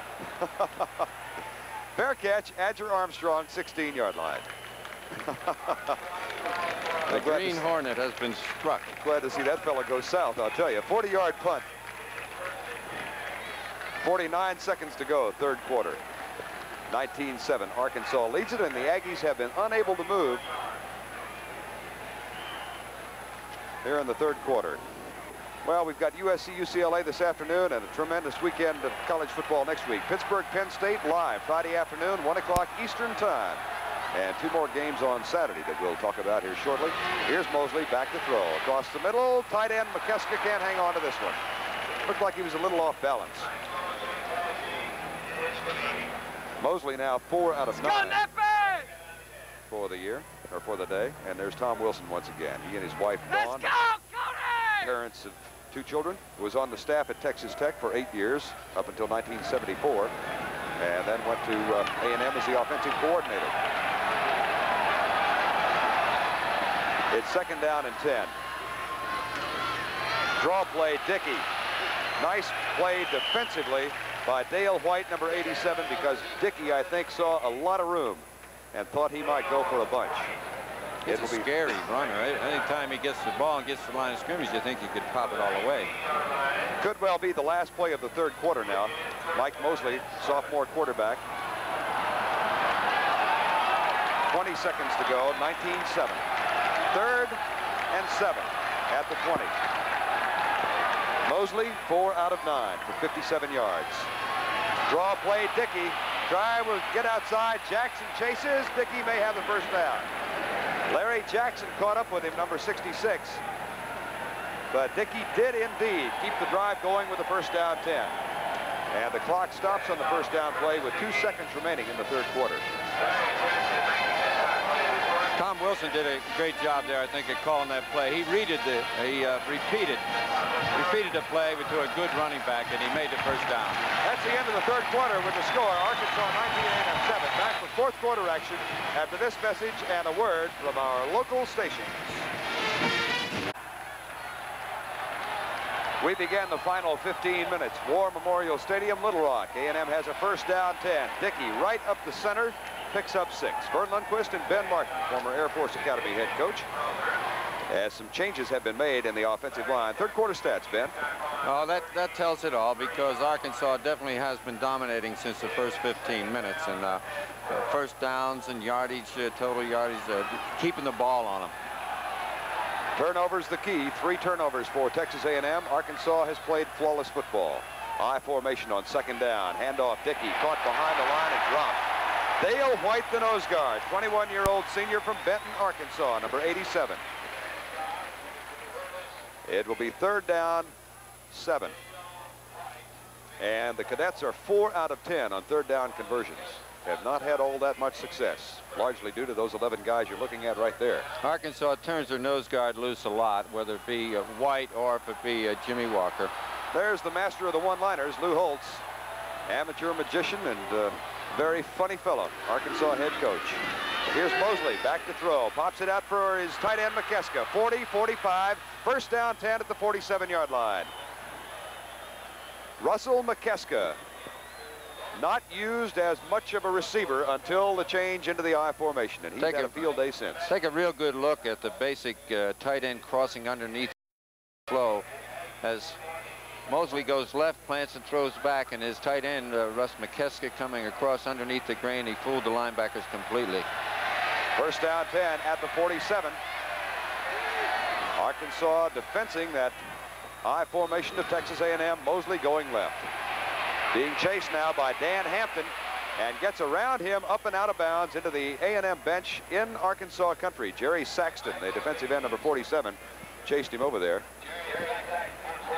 Mosley did not start last year as a freshman until the final 2 games of the year. David Walker was the starting quarterback, but he was named offensive player of the game in the televised game that the Aggies had against Houston last year, and he was also our offensive player of the game 2 weeks ago against SMU, and Ben and I will be selecting the outstanding offensive and defensive players here before the ball game is over for Chevrolet.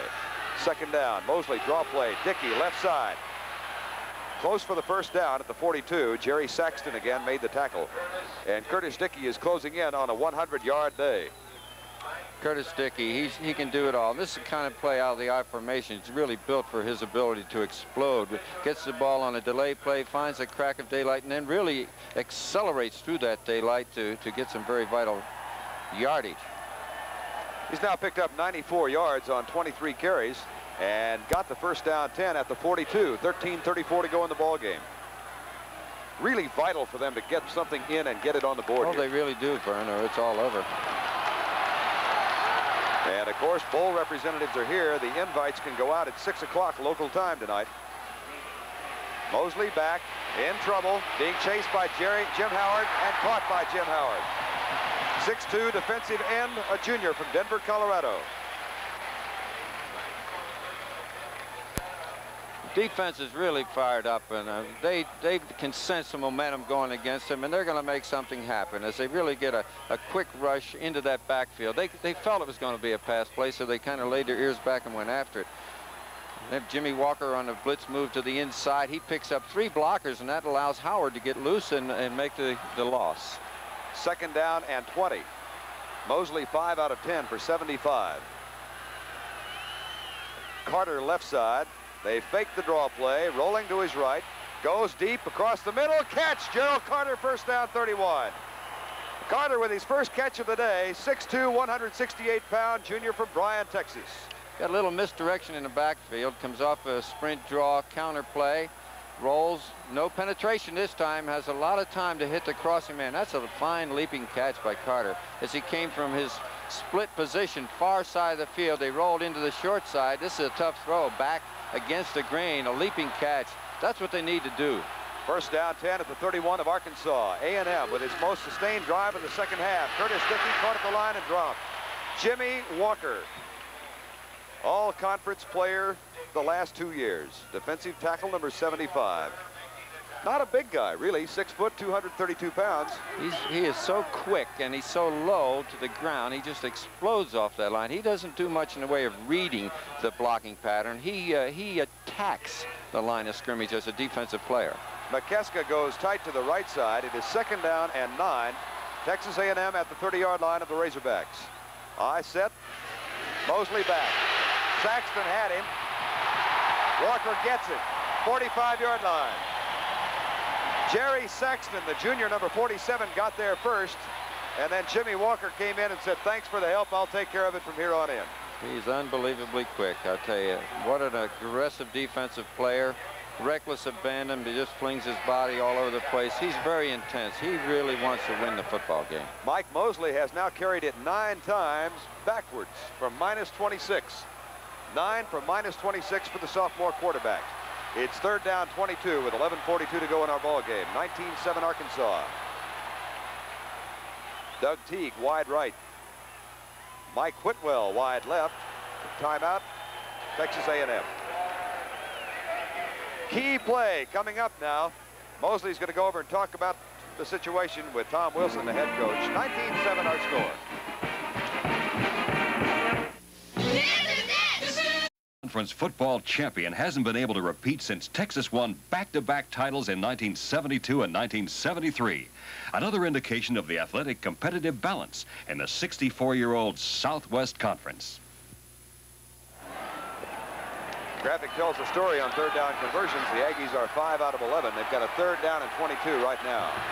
Doug Teague wide to the right side. Gerald Carter back in the lineup wide left. Mosley has time, goes deep for McKeska, the tight end, and he is knocked out of bounds 4 yards short of the first down at the 24-yard line. Hugh Jernigan made the stop. That Russ McKeska is a very reliable pass catcher, and when you're going into the throats of a prevention zone defense, you're better off to run a crossing pattern after it's been cleared out by the men on that side, and Russ McKeska comes through. 5 for 96. He had 6 2 weeks ago against A&M, 6 the week before that against Rice. He has become, in the last 3 weeks, the leading receiver for Texas A&M. McKeska is out. Phil Simpson is in. Fourth down 1. And obviously, the Aggies are going to go for it. Timeout. Mosley couldn't hear the signals, or couldn't call the signals. His linemen and backs couldn't hear them. You think he'll toss it to Dickey around the corner this time? That's what we've been doing against that stacked defense. I'll tell you, if I had a big 6'1", 205-pound back with 9.3 speed, I might be tempted to give it to him. He's a reliable ball carrier in a clutch situation. See what Tom Wilson has in mind. Fourth down 1. Dickey is the deep back in the eye. That's David Brothers, number 32. You see short. Pitch out, Dickey. Coming right, cutting up. Oh no. Jim Elliott, a sophomore, number 79, who had just come in the lineup, caught Curtis Dickey short of the first down. And they love it in Little Rock. It would appear that Arkansas had the same thought in mind, that there was a #1 guy and he's going to be tossed the ball, but they got good penetration, which is kind of the trademark of the Hogs defense. 14 plays, they come up empty-handed. A 14-play drive, no points. First down 10, Razorbacks. 11:20 to go in the ball game. 19-7, Arkansas leads. Cal Cagney, 1 yard out to the 25. USC, Southern Cal, and UCLA will follow our game live from the West Coast after the scoreboard show, Prudential College Scoreboard, at the conclusion of this game. And then perhaps Florida A&M against Southern. So check the local listing for which game will be seen in your region of the country. It's second down, 7. He got 3 on the last play instead of 1. Cal Cagney, that counter lead option, will keep and gets to the 25-yard line. Eugene Sanders, number 96, made the stop on Ron Cal Cagney, the senior from Youngstown, Ohio.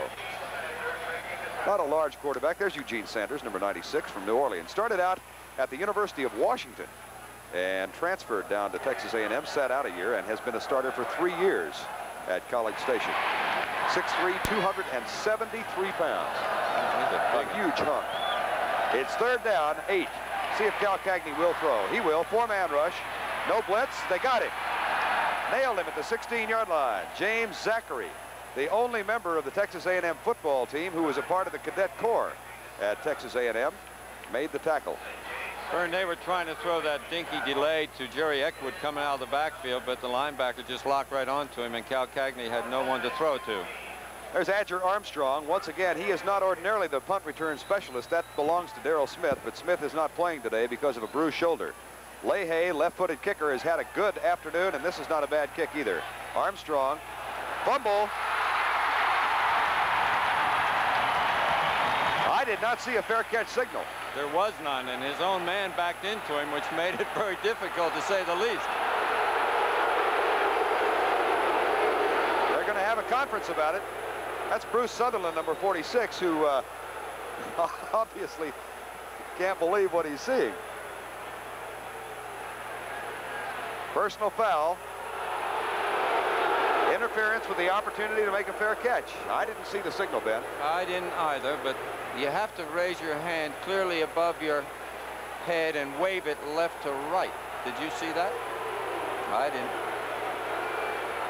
Or maybe he's just saying interference with the right to catch the ball. Even you have a right to catch the ball even if you don't signal for a fair catch. There's no fair catch signal, but he's got to be up above his head and waving left to right. I think that they interfere with his right to catch the ball, which doesn't mean he had to have a fair catch signal going. First down 10 at the 40-yard line after the 15-yard penalty. Are they calling the Hogs again? You hear that noise? Mr. Holtz is not too pleased on the sideline. And there is a rumble in the stands that is not the calling the Hogs. There's Lou. Lou Holtz, not very pleased. You don't see that penalty called very frequently. First down 10. Raymond Belcher back in at fullback for the Aggies. Mosley, draw play. Curtis Dickey. A tough 1 yard. Larry Jackson, number 66. Dan Hampton, number 86. And Jerry Sexton, number 47. Dickey with 90. There's Larry Jackson. 5'11", 210-pounder. All conference the last couple of years. Was a high school receiver, believe it or not. Second down and 9 at the 40-yard line. 9:13 remaining in the football game. Mosley up in the pocket, in trouble, going left, nailed. William Hampton, senior from Forest City, Arkansas, number 82 with the containment. And it will be third down. Verne, I think an interesting thing about the Arkansas defense is that they get all that penetration and pressure on the passer without sending a linebacker. It's all the front 3, 4, or 5 people. I think they haven't gotten Mike Mosley's running number today, huh? 10 for -28. It's third and 11. Well, we'll see where Russ McKeska, the tight end, lines up. He is tight to the right side. I formation on third and 11 at the 43. Jimmy Walker chasing Mosley. Mosley at the 36. I think he probably was looking for Russ McKeska. Let's see what happened to Russell McKeska downfield. Yeah, he definitely looks for him, number 81, Russ McKeska. He's a great target, runs very disciplined routes. He's running his underneath crossing pattern, but the linebackers make the deep drop, and they're right all over his case. William Hampton, number 82, with the coverage. It is fourth down and 5. Aggies are 1 out of 2 on fourth down conversions in the ball game. 8.5 to go in this one. Mosley coming right, being chased, pressured back. Safety blitz was on. Brad Schaap, number 40, has him at the 42. Jim Howard picks it up. Brad Schaap, senior from Carlisle, Arkansas, was coming on the safety blitz, and Arkansas takes over at the 40-yard line. You look at it from right on the turf, and what a great call. The first really blitzing move that the Hogs have made, and they picked the exact right time to do it. The wide side of the field, they came. -23 yards. Mosley is -45 on 12 carries. Arkansas takes over. 8 minutes, 11 seconds remaining in the ball game. Arkansas takes over on the unsuccessful 4th down play, and they've got it 41 yards away. 19-7 lead. Ron Cagney, senior quarterback in the cockpit. Ben Cowens jammed up by Doug Carr, the middle linebacker, number 93. And we'll look at it. This good, solid defense.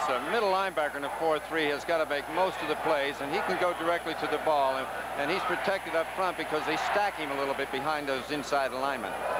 He's a 5'10 sophomore from Gainesville, Texas, up near the Red River area and the Oklahoma border. It's 2nd down and 8. Blitz look for the Aggies. Cal Cagney on the keep and picks up 2 or 3 down to the 36-yard line. It will be 3rd down and 6. USC, UCLA, following our game and following the Prudential College scoreboard. And we'll update you on all of the results of the afternoon. And that's going to decide who's going to be the host team in the Rose Bowl. And, of course, the winner of this game, bowl bound for sure, because there are 4 or 5 bowl committees here. Southern Cal and UCLA next over most of these ABC stations. 3rd down play, Cal Cagney will throw. Left side, man wide open. It's Robert Farrell, 1st down at the 25. Cal Cagney now 7 out of 16. Robert Farrell makes the grab. That is his 3rd catch of the day. Tall, 6'5", 201-pound senior who was on the receiving end of the winning touchdown toss in this game a year ago. 58-yard catch from Cal Cagney with 1:41 to go. 1st down, 10.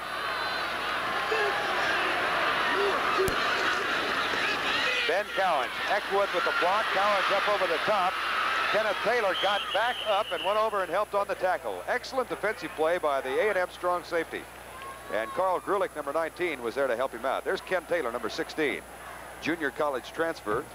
Played for 2 years at Navarro Junior College and is now in his 2nd year at Texas A&M. Number 16, 6'1", 175-pounder. There's Carl Grulich, the junior free safety, number 19.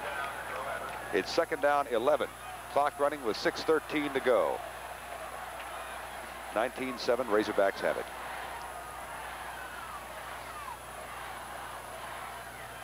Cowens, maybe a yard. Eugene Sanders, 96, and James Zachary, 48, made the stop. Let's reset that offensive line now for Arkansas. Philip Moon, left tackle. Chuck Herman, the left guard. Mike Burlingame, the center. Jerry Sullivan is in place of George Stewart, who's out with a sprained knee at right guard. Greg Kalenda, the right tackle, and Daryl Mason is in at tight end, number 42. Robert Farrell, the wide receiver, and Donnie Bobo. Quarterback is Cal Cagney, as you see the time remaining and the clock unraveling. And Ben Cowens is in the backfield. Cal Cagney, short to Bobo. Bobo at the 15, 1st down. They will mark it at the 12. Leading receiver for the Razorbacks a year ago. Knee surgery in August. Back in the lineup before the season is over. That's an amazing medical story in itself. He's really come back with a flair, I'll say this. And the thing about Cal Cagney is surprising, Verne. He can roll left for a right-hander, set his platform up so accurately, the ball is right on the money. Good comeback pattern, a sure catch, and now they have a 1st down. And they've got the 1st down with 5:16 to go in the ball game. And coming up shortly, Ben Martin and I will be selecting the outstanding defensive and offensive players of the game for Chevrolet. Ron Cal Cagney, long count. He's still got it. 0 turnovers for the Razorbacks today. Big factor. And they're inside the 10-yard line. Doug Carr, sophomore linebacker, made the stop.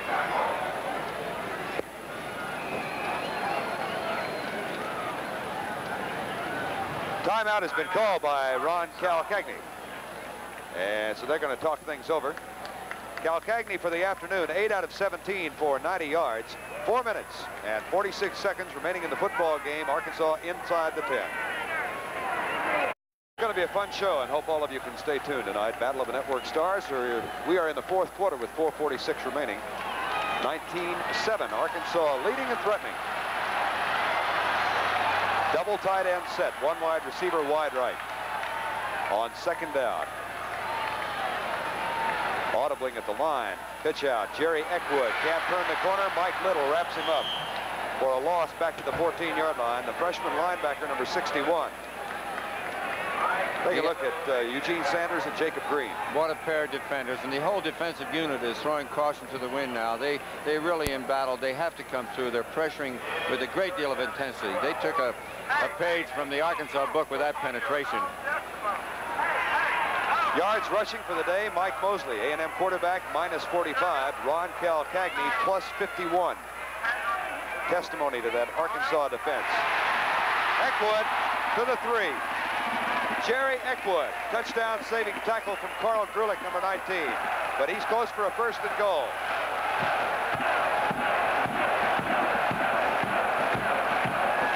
They may bring the chain out. Looks like he's a little short of the first down. And part of the crowd of 54,000 plus here at War Memorial Stadium in Little Rock. See if Eckwood got enough. Looks like he's a little bit short. Yep. Not that much. Fourth down. With 3:56 remaining. And the Razorbacks will go for it. Charles Clay comes in the lineup. Donnie Bobo goes wide to the right. Clay goes tight right. Tim Adams comes tight left. Fourth down and a foot for the first and goal. And they're 3 yards away from 6 points. Cal Cagney, left side. Don't know. The defenders know that he's going to do something, but they don't know exactly where he's going to attack. That time he scooted left trying to find a crack. There wasn't anything there, so if he made it, he just barely made it. That's how much they need it.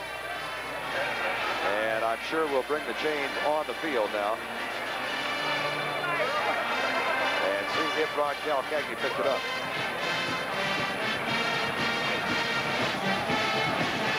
Want to thank our Dallas-based crew that's here today. Dave Yankee, the superstar of statisticians. And Joe Cash. Got it. Joe Cash is spotting Texas A&M. And Tom Lundquist learned the Arkansas names and numbers. First and goal, Arkansas. And once again, we'll be selecting our Chevrolet offensive and defensive players of the game, in whose honor $1,000 scholarships will go to the General Scholarship Fund for the school for whom they play. First down goal at the 2, 19-7 with 3:23 to go. Arkansas very much in the driver's seat. Left side, Calcagney, his 3rd touchdown of the day. Ron Calcagney has scored his 18th point of the afternoon.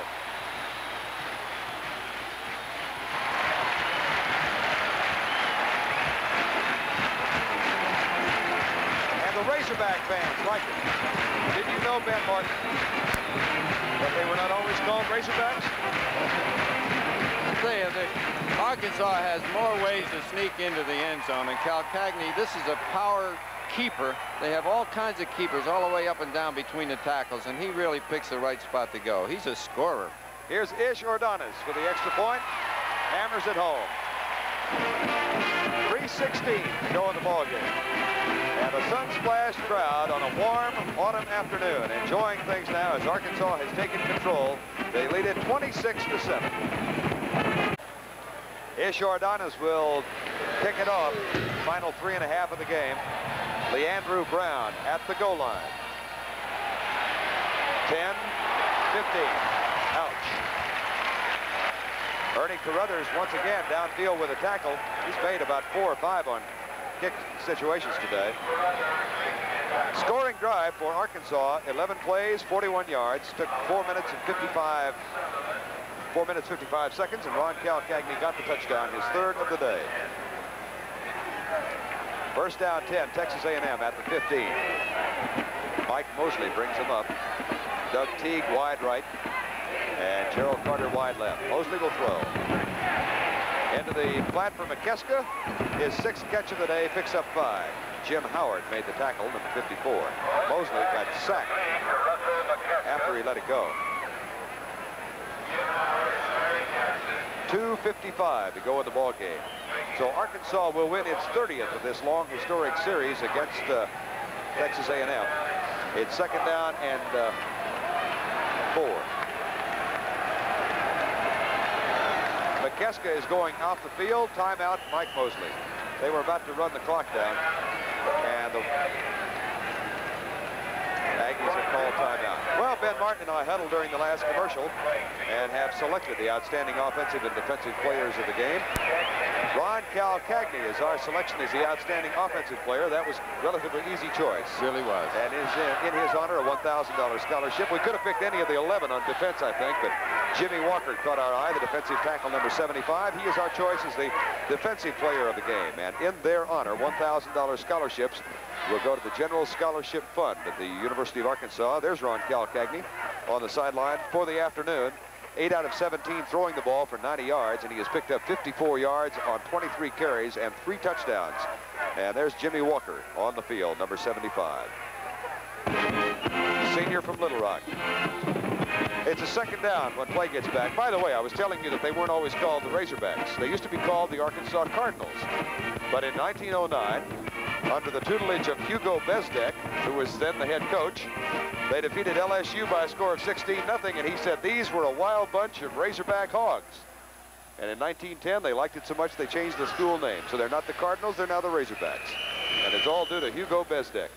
Hugo Bezdek. He later went to Penn State and coached for a millennium or two. Now, I didn't know that. Well, you hang around, you know. You're coming right back at me, aren't you, huh? Right on. Thought I had a little trivia item there. You did. Dickey with the first down 10 with 2:25 to go. How long was he at Penn State? They haven't had very many head coaches at Penn State. That's right. Be interesting to see what Penn State decides tonight in terms of a bowl. Here's Mosley. He's been nailed for 47 yards already today. Fires it into the Arkansas bench.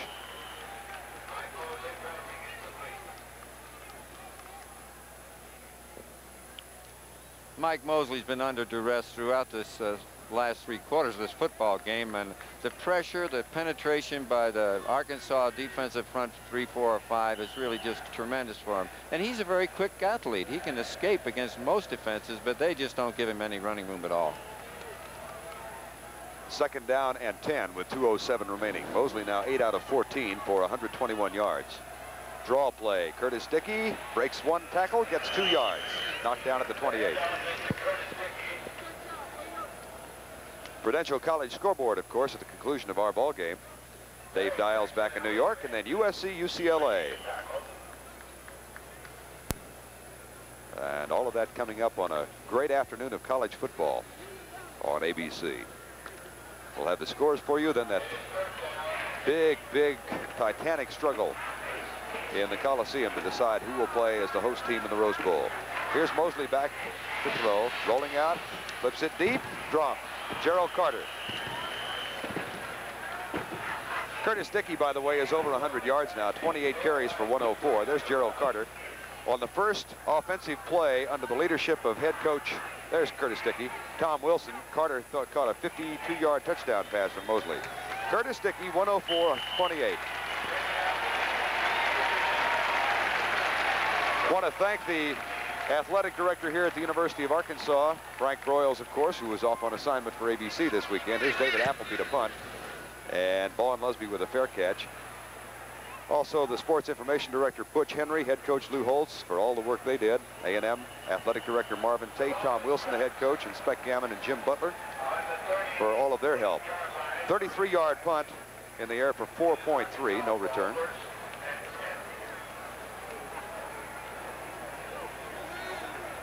And look at the sign. Razorbacks 1980 Big 9 champions. There is much speculation about what Arkansas will do in terms of its relationship with the Southwest Conference in December, at the December meeting. That is the meaning of that sign.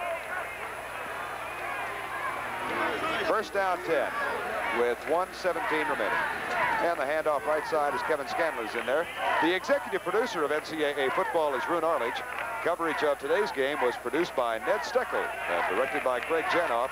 Our associate director, Lou Frederick, technical director, Demp Dempsey, technical manager, Sandy Sandberg and Jerry Howard, and our unit manager, Barbara Sight.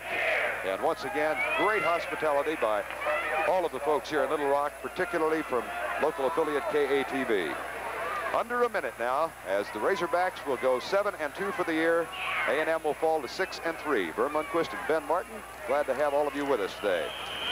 Handoff on the right side. 35 seconds remaining. Mike Little making the tackle. Think they don't go pretty in this part of the country? Oh, yeah. Third down.